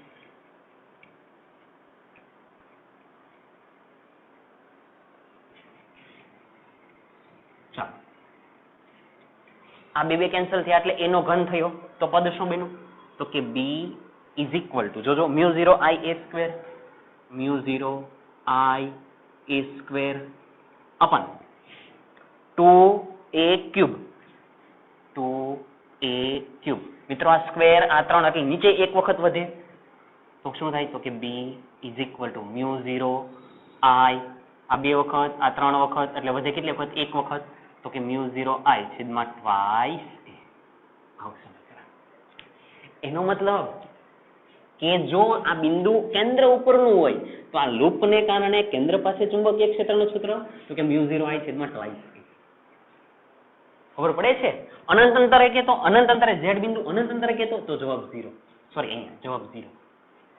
કોઈ લૂપને કારણે કેન્દ્ર પાસે કહેતો μ0 i છેદમાં ટ્વાઇસ a. આ a એટલે તો કે રિંગની ત્રિજ્યા. ક્લિયર? હવે હું દાખલા તરીકે તમને આવી રીતે કીધું કે આ લૂપ છે એક, એમાંથી માની લો કે I જેટલો પ્રવાહ પસાર થાય છે અને તમને એમ કે કેન્દ્ર પાસે ચુંબકીય ક્ષેત્ર, હું આની ત્રિજ્યા હું r નામ આપી દઉં. ચાલો, તમને એમ કે આ બિંદુ પાસે ચુંબકીય ક્ષેત્ર કેટલો? તો તમારો જવાબ શું? કેન્દ્ર પાસે છે એટલે μ0 પ્રવાહ કેટલો? તો કે I છેદમાં ટ્વાઇસ a નહીં પણ હવે શું લખાય? r. જો આવું આની જેવું છે. સમજાય છે? આને ધ્યાનમાં રાખજો. ક્લિયર? કેન્દ્ર પાસે μ0 i ના છેદમાં ટ્વાઇસ a, અનંત અંતરે 0. કોના કારણે? તો કે લૂપના કારણે. અને મેઇન સૂત્ર તો કે μ0 i a સ્ક્વેર છેદમાં 2 a square plus x square raise to 3/2. સમીકરણ મિત્રો કમ્પલસરી યાદ રાખજો. આવડશે? હવે છેલ્લો એક કેસ રહ્યો છે, એકદમ નાનો કેસ. જવાબ બધા આવી ગયા, ચિંતા નહીં કરો. આની અંદર જવાબ આવી ગયા છે. Case number 3. આ બધા MCQ છે, એમ સમજો ને તો પણ ચાલે. કેસ 3. ચાલો, જો લૂપમાં આટાની સંખ્યા n હોય તો. નવો ભાગ આવ્યો, સાંભળજો. લૂપમાં આટાની સંખ્યા n હોય એનો મતલબ શું થયો મિત્રો? કે આમ જોવા જાવ તો લૂપ એટલે એક જ આંટો છે એવું નહીં. આવા ઘણા બધા આંટા, વાયરના ઘણા બધા આંટા, વાહક તાર એક છે, એની ઉપર જ બીજો વીંટાળો છે, એની ઉપર જ ત્રીજો વીંટાળો છે, એની ઉપર જ ચોથો. આવું આખું મોટું ગૂંચળું બનાવ્યું છે. તો એનો મતલબ આની અંદર માની લો કે કેટલા આંટા છે? n આંટા છે. હવે આ આપણો જવાબ આવ્યો એ સમજો તો આમાં તો એક જ આંટો છે તો એક આંટા માટે આટલું ચુંબકીય ક્ષેત્ર તો આની અંદર માની લો કે n આંટા તો n આંટા માટે કેટલું ખબર પડે આ જવાબ કેટલા માટે આવ્યો આ જવાબ એક આંટા માટે જો એક જ આંટો છે તો આમ એક આંટા માટે આટલું ચુંબકીય ક્ષેત્ર તો n આંટા માટે કેટલું તો લખો તો એક આંટા માટે ચુંબકીય ક્ષેત્ર માટે b કેટલું છે તો કે μ0 I છેદમાં ટ્વાઇસ a આટલું તો n આંટા માટે કેટલું પણ કોણ ચુંબકીય ક્ષેત્ર એટલે ચુંબકીય ક્ષેત્ર b આ ગયા અહીંયા તો શું આવે μ0 I n છેદમાં ટ્વાઇસ a જો આ એક તો નીચે આવે એનો કોઈ મતલબ નથી થોડું વ્યવસ્થિત કરીને લખીએ તો b μ0 n I છેદમાં ટ્વાઇસ a આ સમીકરણ એટલે જ્યારે આંટાની વાત કરી હોય ઘણા બધા આંટા છે અને કેન્દ્ર પાસે કીધું હોય તો μ0 ni છેદમાં ટ્વાઇસ a એક જ આંટાની વાત કરી બહુ બધા આંટાની એક જ આંટાની વાત કરી હોય તો n ને ખાલી કાઢી નાખો તો μ0 I ના છેદમાં ટ્વાઇસ a ઘણા બધા આંટાની વાત કરી હોય સાંભળજો ઘણા બધા આંટાની વાત કરી હોય ને અનંત અંતરે કીધું હોય તો ભલે ઘણા બધા આંટા હોય પણ અનંત અંતરે તો 0 જ થઈ જાય આવડશે ફાઇનલી આ જવાબ પૂરો થયો આખો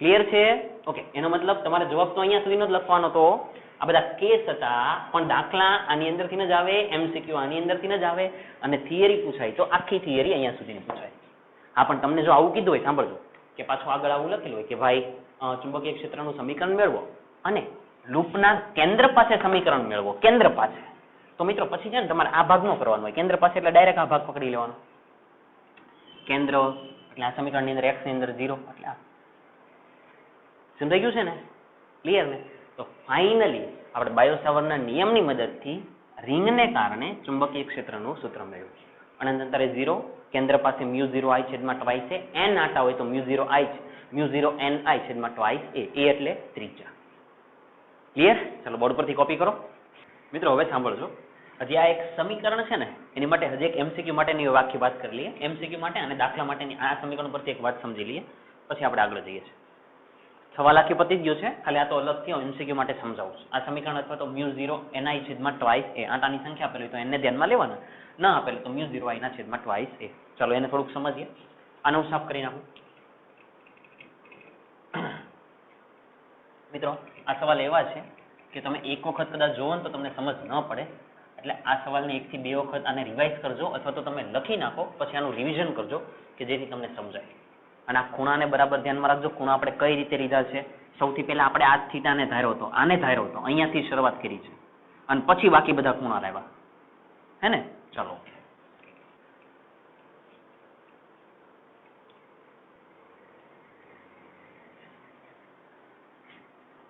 હવે MCQ માટેનો થોડોક ભાગ સમજી લઈએ અથવા તો નાના નાના દાખલા માટેનો આપણો પહેલો દાખલો અત્યારે હું જે કરાવું છું એની પરનો જ છે બેઠો ચાલો સમજીએ આપણે અત્યારે જ હજી સમજી ગયા કે માની લો કે આ કોઈ લૂપ છે આ લૂપ છે આ લૂપની ત્રિજ્યા માની લો કે a જેટલી છે તો આ લૂપને કારણે કેન્દ્ર પાસે ચુંબકીય ક્ષેત્ર માની લો કે લૂપમાંથી I જેટલો પ્રવાહ પસાર થાય છે તો આ લૂપને કારણે કેન્દ્ર પાસે ચુંબકીય ક્ષેત્ર એટલે b કહી દઉં અહીંયા કેન્દ્ર કહી દઉં તો તમારો જવાબ શું આવે તમે શું કહેશો એક જ આંટો છે તો કે μ0 I છેદમાં ટ્વાઇસ a તમારો જવાબ આવો હોય ક્લિયર હવે હું કોની સાંભળજો માની ગયો કે આ લૂપને અડધી કરી નાખી કેવી કરી નાખી અડધી એટલે આટલી આખી હતી એની જગ્યાએ હું આટલી જ કરી દઉં આ નંબર 1 નંબર 2 શાંતિ જુઓ આને હું અડધી કરી નાખું એટલે આટલી જ છે નીચેનો ભાગ છે નહીં ખાલી આટલો જ ભાગ આટલી જ લૂપ છે આ નીચેનો ભાગ છે જ નહીં આને આમ જ રહેવા દો નહીતર પાછું અટવાશે બધું ચાલો આટલી જ રિંગ તમારી પાસે આટલી જ છે એટલે વાયર તમારી પાસે લૂપ જે છે એ આટલી જ છે અને એમાંથી માની દો કે I જેટલો પ્રવાહ પસાર થાય છે અને તમને એમ કે આ લૂપને કારણે કોઈ કેન્દ્ર B પાસે અહીંયા કેન્દ્ર પાસે ચુંબકીય ક્ષેત્ર કેટલું મિત્રો સાંભળજો મારી વાત આખાને કારણે આટલું તો રિંગ કેવી થઈ ગઈ અડધી તો આ જે જવાબ હતો એને પણ કરી દેવાનો અડધો એટલે તો કીધું જો B કેન્દ્ર ઇઝિકલ આ જવાબ પહેલા લખી નાખો તો કે μ0 I છેદમાં ટ્વાઇસ a અડધા એટલે છેદ 1 ભાગ 1 ના છેદમાં 2 સમજ પડે છે? એટલે જે હોય જે છે એને એમનામ જ છે, આખાનું આટલું. તો અડધી રીંગનું કરો ને કે તો ભાગ્યા કરી દેવાના 2. જો ભાગ્યા 2 એટલે અડધા થઈ ગયા. હવે આવું આપેલું હોય, ત્રીજો કેસ જોજો. આખી લૂપની જગ્યાએ ખાલી આટલી લૂપ આપેલી હોય. સમજો કે માની લો કે આખી લૂપ આવી રીતે છે, એમાંથી તમને ખાલી આટલી લૂપ આપેલી. જોજો આખી લૂપ હતી, અડધી કરો તો આટલી થાય, અડધી કરો આખી હોય તો આ જવાબ, અડધી હોય તો આ જવાબ. અને મિત્રો આટલી લૂપ હોય તો, આટલી જ લૂપ હોય તો, ચાલો આટલી જ હોય તો, જો આટલી જ હોય તો થોડીક વ્યવસ્થિત થોડાક મોટો કરી દો આ ભાગ. ચાલો આટલી જ લૂપ હોય તો આમાંથી આ પ્રવાહ જાય છે અને તમને કેન્દ્ર પાસે કે તો માની લો કે અહીંયા એનું કેન્દ્ર આવે છે, અહીંયા એનું કેન્દ્ર આવી જાય છે. ચાલો અહીંયા એનું કેન્દ્ર આવે છે, અહીંયા. આવી રીતે જે લૂપ છે, ચાલો વ્યવસ્થિત જ બતાવીએ, કઈ કન્ફ્યુઝન ન થવું જોઈએ. માની લો કે આ એનું કેન્દ્ર છે, બી આ કેન્દ્ર છે, તો આના કારણે અહીંયા કેતો તો મિત્રો આ ચોથો ભાગ કહેવાય, કેમ કે 1 2 3 અને 4 હમણાં આપણે કર્યા હતા. જો આખા 4 છે, આ 4 ભાગ છે, તો આખાનું હોય એની કરતા આ કેટલામો ભાગ છે? ચોથો ભાગ, એટલે આના ભાગ્યા 4. તો આ સમીકરણ શું થાય? તો કે બી કેન્દ્ર ઇઝ ઇક્વલ ટુ μ0 I છેદમાં ટ્વાઇસ a. ખાલી આટલા ભાગને કારણે જો અહીંયા છે તો ભાગ્યા કેટલા કરી દેવાના? 4, એટલે 1/4. તો આવો જવાબ આવે. આ કહેવા માંગુ છું. એટલે આ તમારા મગજની અંદર એકદમ ક્લિયર હોવું જોઈએ. MCQ આની પરથી આવશે ને, મને જ દાખલો ગણીએ છે એ આની ઉપરનો જ દાખલો છે. ક્લિયર?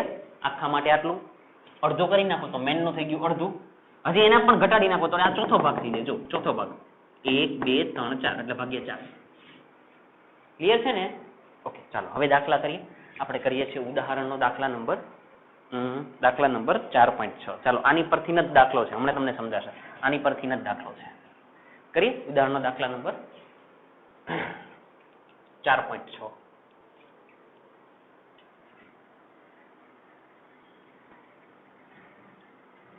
ચાલો કરીએ. એક્ઝામ્પલ નંબર, નાનો દાખલો છે, ખાલી સમજવાનો છે. Example number 4.6. રકમની અંદર જોતા જાઓ શું કે છે, હું વાંચું છું, જોજો.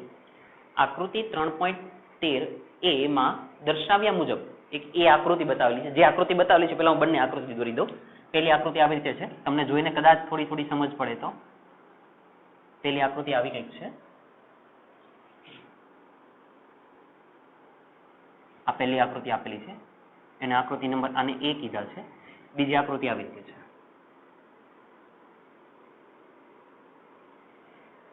આકૃતિ નંબર બી છે, અહીંયા આપી દો. ચાલો બંને આકૃતિની અંદર આ બાજુ પ્રવાહ આવે છે, બંનેમાં પ્રવાહ તો આવી રીતે જ છે. અહીંયાથી પ્રવાહ જાય છે, પાછો ફરી અહીંયા આવે છે અને પછી અહીંયા પ્રવાહ જાય છે. મિત્રો આ ડિઝાઇન હોય ને એટલે એનો મતલબ આ વાયર છે. વાયર આવી રીતે સીધો હોય ને વચ્ચેથી આમ વાળી દીધો છે. સેમ એ જ રીતે અહીંયાથી પ્રવાહ આ આવે છે, અહીંયાથી સેમ પ્રવાહ આ આવે છે અને અહીંયાથી નીકળી જાય છે. ચાલો હવે હું વાંચતો જાઉં છું, જોતો જાઉં. આકૃતિ 4.13 આમાં દર્શાવ્યા મુજબ 12 એમ્પિયર વિદ્યુત પ્રવાહ ધારિત સીધા તારને 12 એમ્પિયરનો આખો સીધો તાર હતો. તારને 2 સેન્ટીમીટર ત્રિજ્યાના અર્ધવર્તુળાકાર ચાપમાં વાળ્યો છે. હતો આખો તાર સીધો. જો સાંભળજો, આખો તાર સીધો જ હતો, પણ એને વાળી દીધો. એટલે વાળીને આમ દાખલા તરીકે તમે ઉપર ખેંચો તો એનો શેપ કેવો થઈ જાય? બદલાઈ જાય. જો ને આવો થઈ જાય, આવો જો તમે આમ ખેંચો એટલે શેપ આવો થઈ જાય. તમે આ બે છેડા પકડી રાખો, ખેંચો એટલે શેપ આવો થઈ જાય. તો એને શું કીધું? 12 એમ્પિયરનો વિદ્યુત પ્રવાહ. એટલે આમાંથી જાય છે કેટલા? 12 એમ્પિયર. 12 એમ્પિયર. પેલા એટલું યાદ રાખો કે આ એની કિંમત 12 છે. કેટલી ત્રિજ્યામાં વાળી દીધો? 2 સેન્ટીમીટર. મિત્રો ત્રિજ્યા એટલે અહીંયાથી અહીંયા સુધીનું અંતર, એટલે આ છે 2 સેન્ટીમીટર. અથવા તો અહીંયાથી અહીંયા સુધીનું અંતર પણ 2 સેન્ટીમીટર જ કહેવાય. આ પણ કેટલું? 2 સેન્ટીમીટર જ છે. ઓકે, શું કે છે? 2 સેન્ટીમીટર ત્રિજ્યાના અર્ધવર્તુળાકાર ચાપમાં વાળ્યો છે. ઓકે, ધારો કે ચાપના કેન્દ્ર પર ચુંબકીય ક્ષેત્ર બી છે. આખી ચાપ હતી એના કેન્દ્ર પર, એટલે અહીંયા એને ચુંબકીય ક્ષેત્ર બી કીધું. મિત્રો એક વસ્તુ જોજો, ચોપડની અંદર જે બી કરેલા છે બોલ્ડ કરેલા છે. બોલ્ડ એટલે એકદમ ડાર્ક કરેલા હોય છે. મિત્રો જ્યારે બોલ્ડ કરેલા હોય એનો મતલબ તમે મૂલ્ય લખો છો. ચોપડીની અંદર એ લોકો આવી રીતે નથી લખતા, આને મૂલ્ય જ કહેવાય, આને પણ મૂલ્ય જ કહેવાય, પણ તમે આને બોલ્ડ કરી દો એટલે ટેક્સ્ટ બુક વાળા આવી રીતે લખે છે, આને બોલ્ડ કરી નાખો તમે તો એનો મતલબ આ મૂલ્ય છે. એટલે એને બી કિંમત આપેલી છે. આ આખાને કારણે અહીંયા ચુંબકીય ક્ષેત્ર બી જેટલું છે. આગળ જાઓ. એ સીધા વિભાગો વડે ઉદ્ભવતું ચુંબકીય ક્ષેત્ર કેટલું? સીધા વિભાગ એટલે આ અને આ, એના વડે આ બિંદુ પાસે ચુંબકીય ક્ષેત્ર કેટલું? એ ભાગ સીધા વિભાગ વડે કેન્દ્ર પાસે ચુંબકીય ક્ષેત્ર કેટલું? આ એનો પહેલો સવાલ. કદાચ આનો જવાબ તો તમને આવડી ગયો છે. ફરીથી આ સીધો વિભાગ અને આ સીધો વિભાગ વડે અહીંયા ચુંબકીય ક્ષેત્ર કેટલું એ તમને પૂછ્યું છે. ચાલો પાછી આગળ જાઓ. બી અર્ધવર્તુળાકાર ચાપના કારણે મળતા બી કરતા વર્તુળાકાર ગાળા વડે મળતું ચુંબકીય ક્ષેત્ર કઈ રીતે જુદું પડે અને કઈ રીતે તેને મળતું આવે? ફરીથી વાક્ય રચના વાંચું, સાંભળજો, તમને કદાચ સમજ પડવા લાગી છે. અર્ધવર્તુળાકાર ચાપને કારણે મળતા બી કરતા, અર્ધવર્તુળાકાર ચાપ એટલે આના કારણે મળતા બી કરતા વર્તુળાકાર ગાળા વડે મળતું ચુંબકીય ક્ષેત્ર, વર્તુળાકાર ગાળો એટલે આખો ગાળા વડે મળતા ચુંબકીય ક્ષેત્ર કરતા કઈ રીતે જુદું પડે અને કઈ રીતે મળતું આવે? કઈ વાંધો નહીં, આપણે સમજીએ જુદું. આપણે એવું સમજીએ કે અર્ધવર્તુળાકાર ગાળાને કારણે, અર્ધવર્તુળ આકાર ગાળાને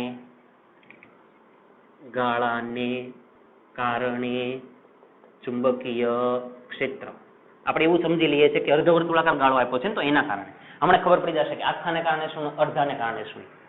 પેલા બે ભાગ પૂરા કરીએ. ચાલો મિત્રો, જવાબ આપો તો સીધા વિભાગ વડે કેન્દ્ર પાસે ચુંબકીય ક્ષેત્ર, આ વિભાગ વડે, આને વિભાગ એ કહી દો. ચાલો આને વિભાગ બી કહી દો, આટલો ગોળ ભાગ છે, અને આનો વિભાગ 3 કહી દો. તો આ જો સીધો વાહકતા, તો આ તો એનું અક્ષ પરનું બિંદુ કહેવાય. તો પહેલા જ ભણ્યા કે વાહકતાની અક્ષ પરના બિંદુ પાસે ચુંબકીય ક્ષેત્ર 0, એટલે એક વિભાગને કારણે ચુંબકીય ક્ષેત્ર 0. આના કારણે જો તો આની માટે પણ અક્ષ પરનું બિંદુ જ કહેવાય. જો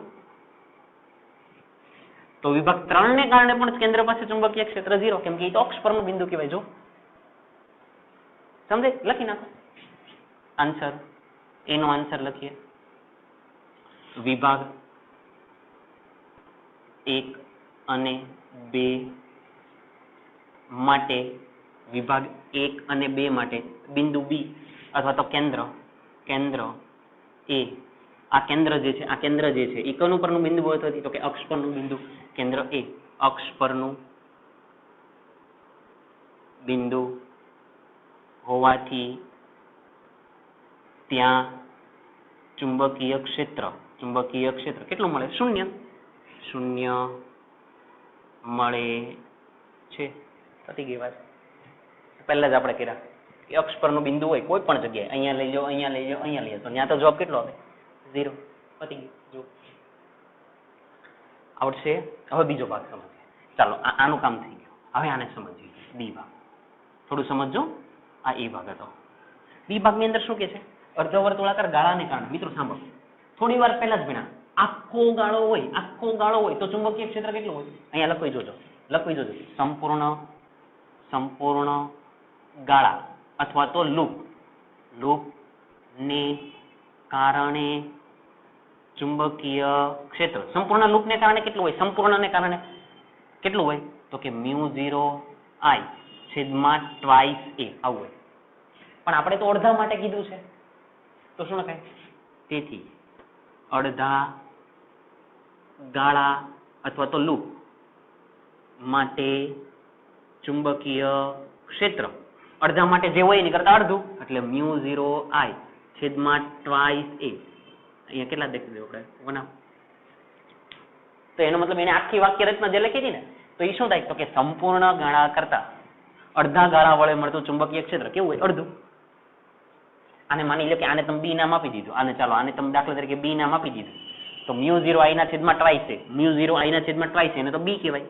તો અહીંયા 1/2 into b આવું ન કહેવાય, તો આને તો b/2 ન કહેવાય. અને બી એટલે તો કે સંપૂર્ણને કારણે એની કરતા કેવું? અડધું. આમ અડધા ગાળા વડે મળતું ચુંબકીય ક્ષેત્ર સંપૂર્ણ ગાળા કરતા અડધું હોય છે b/2 છે તો આને b' દાખલા તરીકે નામ આપી દઉં એટલે અહીંયા b' કહી દઉં અને હું b' નામ આપી દઉં. આવું કહેવા માંગે હજી હમણાં જ ભણી ગયા એનો જ ઉપયોગ કર્યો. તો આખા કરતા અડધું. કિંમત શોધી નાખો તો તો b' બરાબર શું થાય તો કે b' બરાબર b ની કિંમત તો કે μ0 i છેદમાં 2i છે. ચાલો હવે કિંમત શોધી નાખીએ.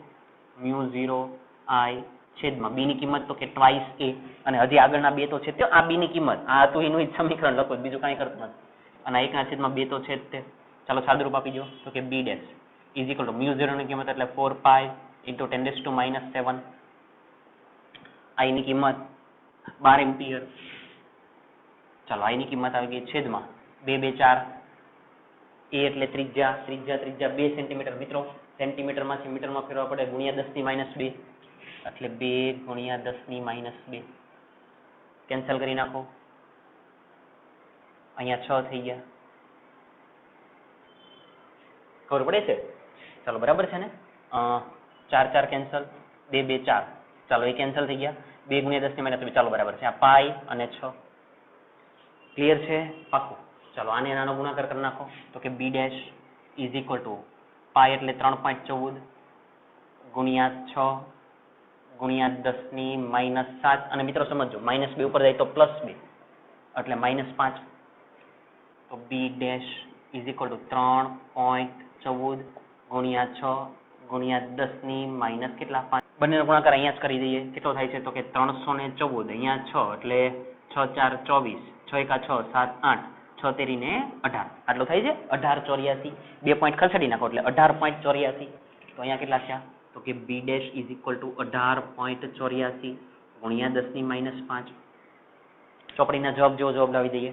આ બાજુ જાવ તો ઘાતમાં વધારો, આ બાજુ જાવ તો ઘાતમાં વધારો એટલે +1 એટલે -4 એટલે b' is equal two 1 point અહીંયા કેટલા થઈ ગયા 8 ગુણ્યા 10⁻⁴. અને મિત્રો અહીંયા 8 છે એટલે 1 વધારી ગયો તો અહીંયા 1.9 પણ લખી શકો ને. ખબર પડે છે ને? અહીંયા 8 છે એટલે 1 વધારી દીધા એટલે 1.9 ગુણ્યા 10⁻⁴. ચુંબકીય ક્ષેત્રનો એકમ ટેસ્લા. પહેલો જવાબ આવી ગયો. સમજાય છે? આવું કહેવા માંગુ છું. ક્લિયર? આ ભાગ પૂરો. હવે પાછું હજી અંદર આગળ વાંચો. રકમમાં શું કહે છે? હવે શું કહે છે? સી ભાગની અંદર શું કહે છે? આકૃતિ 4.13b.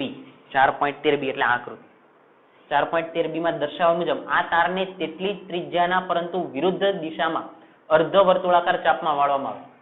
એનો એક તાર છે પણ વિરુદ્ધ દિશામાં એટલે આવી રીતે ઉલટા વાળી દીધા છે. ઓકે, વાળવામાં આવે તો તમારો જવાબ જુદો હશે. આમ હતા તો આ જવાબ આવ્યો. તો એ એવું કે છે તમે આમ ફેરવી નાખો તો આ જવાબમાં કઈ ફેરફાર થશે? આ જવાબમાં કઈ ફેરફાર થશે?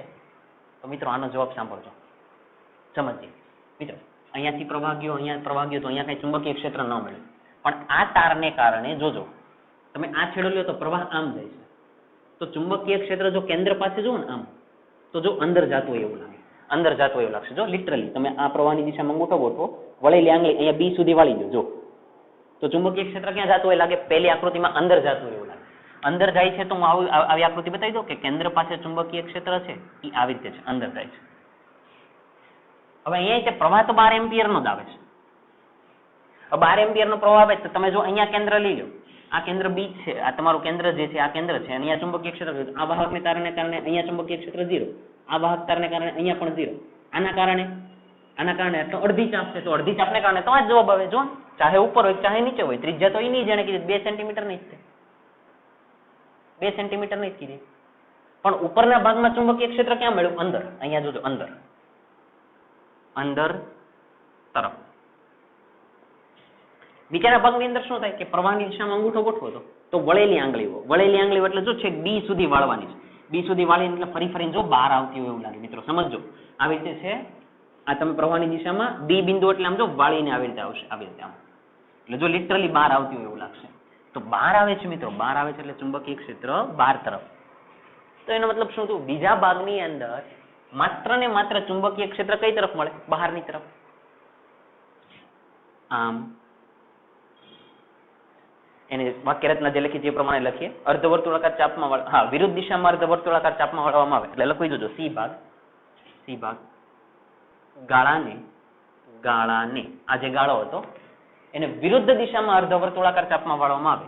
વિરુદ્ધ દિશામાં અર્ધ વર્તુળ આકાર ચાપમાં વાળવામાં આવે ત્યારે અર્ધવર્તુળાકાર ચાપમાં વાળી જતો. ફરક ખાલી પડ્યો શું તો કે બી નું મૂલ્ય ઈ નું જ રહે પણ અંદરની તરફની જગ્યાએ કઈ તરફ થઈ ગયા બહારની તરફ વાળવામાં આવે ત્યારે ચુંબકીય ક્ષેત્રનું મૂલ્ય તેટલું જ રહે છે પરંતુ દિશા બહારની તરફ મળે છે. બહાર તરફ મળે. ચુંબકીય ક્ષેત્ર ક્યાં આવે બહાર લિટરલી દેખાય જો પ્રવાહની દિશા એટલે આવી રીતે બહાર. આમાં જુઓ તો પ્રવાહની દિશા તો આમ થાય અંદર અને 2 સેન્ટીમીટર છે 2 સેન્ટીમીટર તો આનો જે જવાબ હોય એ જ આનો આવે. આના કારણે અહીંયા 0 તો આના કારણે અહીંયા 0 આવું કહેવાનું છે. ક્લિયર છે? આમ જોવા જાવ તો એમસીક્યુ માટેનો દાખલો છે. પહેલો ભાગ એમસીક્યુ તરીકે લઈ લે, બીજો ભાગ એમસીક્યુ તરીકે લઈ લે અથવા ત્રીજો ભાગ અથવા એક સાથે પૂછી લે તો 2 માર્ક્સ ની અંદર. ક્લિયર છે? ચાલો આગળ જઈએ. હવે કરીએ છીએ આપણે દાખલા નંબર એકદમ નાના દાખલા 4.7. ઉદાહરણનો દાખલા નંબર 4.7. આને ઝડપથી કોપી કરી નાખો.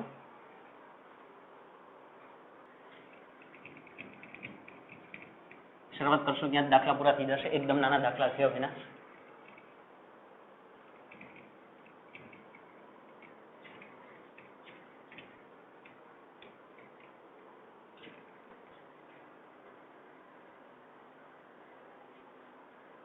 દાખલા નંબર 4.7.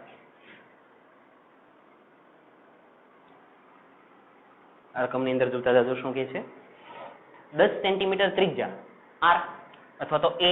ચાલો આપણે એ લખીએ 10 સેન્ટીમીટર. ચાલો સેન્ટીમીટરમાં મિત્રો કોઈ ઇન્ટરેસ્ટ નથી. 10 ગુણ્યા 10⁻². એકમ કયો થઈ ગયો તો કે મીટર. આગળ જાઓ. 10 સેન્ટીમીટર ત્રિજ્યા ધરાવતું અને ખૂબ જ પાસે રહેલા 100 આંટા ધરાવતું આંટા n. ચાલો n બરાબર 100. ઓકે 100 આંટા ધરાવતું એક ગૂંચળું ધ્યાનમાં લ્યો. ઓકે જેમાંથી 1 એમ્પિયર પ્રવાહ પસાર થાય છે I. 1 એમ્પિયર મિત્રો ખબર પડે છે ને કદાચ તમને હિંટાઈ મળી ગઈ છે કયો દાખલો છે એમ. 1 એમ્પિયર જેટલો પ્રવાહ પસાર થાય તો આ ગૂંચળાના કેન્દ્ર પર ચુંબકીય ક્ષેત્રનું મૂલ્ય જો આ કેન્દ્ર આ ગૂંચળાના આંટા અંદર ઘણા બધા છે એના કેન્દ્ર ઉપર અહીંયા ચુંબકીય ક્ષેત્ર શોધવાનું છે. કેન્દ્રને હું O કહી દઉં. આન્સર આપણે કરીએ છીએ. કેન્દ્રને આપણે O નામ આપી દઈએ તો આપણે શું શોધવાનું તો કે B કેન્દ્ર આ આપણે શોધવાનું છે. ચાલો આવડે જ તે. અહીંયા આંટાની સંખ્યા કેટલી છે આકૃતિ દોરવાની જરૂર નથી તો ખાલી એમ જ બતાવું. દોરી નાખો તો વાંધો નથી. આંટાની સંખ્યા n છે. બોલો જલ્દી. લૂપના કારણે કેન્દ્ર પાસે ચુંબકીય ક્ષેત્ર બોલો. લૂપના કારણે કેન્દ્ર પાસે ચુંબકીય ક્ષેત્ર. ચાલો આવડે છે. બોલો જલ્દી. μ0 આંટા છે તો n ધ્યાનમાં રાખવાના તો કે n I છેદમાં twice a. પતી ગયો. કિંમત મૂકી દો ઝડપથી. μ0 એટલે 4π × 10⁻⁷. n એટલે કેટલા છે? n એટલે કેટલા તો કે 100 ગુણ્યા I એટલે પ્રવાહ કેટલો આપેલો છે તો કે 1/2. a એટલે ત્રિજ્યા 10 × 10⁻². 10 × 10⁻². જાતે સાદુરૂપ આપજો. જે કાંઈ જવાબ આવે એ ચુંબકીય ક્ષેત્ર મળશે. જો મિત્રો ચુંબકીય ક્ષેત્ર. ચાલો જલ્દી જવાબ આપો. ચુંબકીય ક્ષેત્રનો એકમ ટેસ્લા. પતી ગયું. આવડશે? સેમ દાખલો જ ગણવાનો છે. આવડશે ને? ખાલી ને ખાલી જો આપણે સાદુરૂપ આપીએ. હાલે આ સમીકરણ જ યાદ રાખીશું. આગળ છીએ. હવે આપણે કરીએ છીએ સ્વાધ્યાયનો દાખલા નંબર 4.1. એકદમ નાના દાખલા છે મિત્રો. આરામથી આવડશે. સ્વાધ્યાય 4.1. સેમ દાખલો કોઈ જ ફરક નહીં. જાતે જ કરવાનો છે. ખાલી હું સમીકરણ બતાવી દઉં. 4.1 શું કહે છે? 8 સેન્ટીમીટર ત્રિજ્યા 100 આંટા. ઓકે 8 સેન્ટીમીટર એટલે a બરાબર 8 સેન્ટીમીટર. ચાલો કન્વર્ટ કરી નાખો. 8 × 10⁻². મીટર. આંટા કેટલા કીધા તો કે 100. સેમ દાખલો એવું જ લાગે જો. ધરાવતા એક વર્તુળાકાર ગૂંચળામાંથી 0.40 એમ્પિયર પ્રવાહ I 0.40 એમ્પિયર. મિત્રો સેમ દાખલો જાય જો. એ ખબર પડી જાય એમ નામ. વિદ્યુત પ્રવાહ વહે છે તો ગૂંચળાના કેન્દ્ર પાસે ચુંબકીય ક્ષેત્રનું મૂલ્ય, ગૂંચળાના કેન્દ્ર પાસે, ડી કેન્દ્ર પાસે ચુંબકીય ક્ષેત્રનું મૂલ્ય. ચાલો આકૃતિ દોરવાની જરૂર પણ નથી, આન્સર કરી નાખશો ને. લૂપના અથવા તો ગૂંચળાના એને જે શબ્દ લખ્યો એ લખીએ. ગૂંચળાના કેન્દ્ર પાસે ચુંબકીય ક્ષેત્ર. ચલો ડી શું નામ આવે તો કે μ0 ni છેદમાં ટ્વાઇસ એ. n છે એટલે n ન હોત તો μ0 i ના છેદમાં ટ્વાઇસ છે. μ0 છે 4 × 10⁻⁷, n છે i છે 2, a છે બધી જ કિંમત છે. જવાબ બોલો, એકમ બોલો કે ટેસ્લા. ગણતરી કરવાની હો મિત્રો, જાતે ગણતરી કરવાની છે, કાંઈ આમ તેમ નહીં. ક્લિયર છે? પતી. તો એનો મતલબ મિત્રો જો દાખલા આરામથી પતી ગયા. એનો મતલબ થિયરી જો તમે વ્યવસ્થિત સમજેલી છે તો દાખલા આરામથી પતી જશે, એટલા બધા હાઈફાઈ નથી. ક્લિયર છે? આજના લેક્ચરની અંદર મેન હતું બાયો સાવરના નિયમની મદદથી આપણે રિંગના કારણે આ સૂત્ર મેળવીએ. અને જો એના ઘણા બધા કિસ્સા કર્યા. કેન્દ્ર પાસે અનંત અંતરે સમજા, આટા n હોય ત્યારે સમજા, આખી લૂપ માટે આટલું હોય, અડધું હોય તો પાછું આની કરતા /2, ચોથો ભાગ હોય તો /4. બધું ધ્યાનમાં રાખજો. ક્લિયર છે? ઓકે.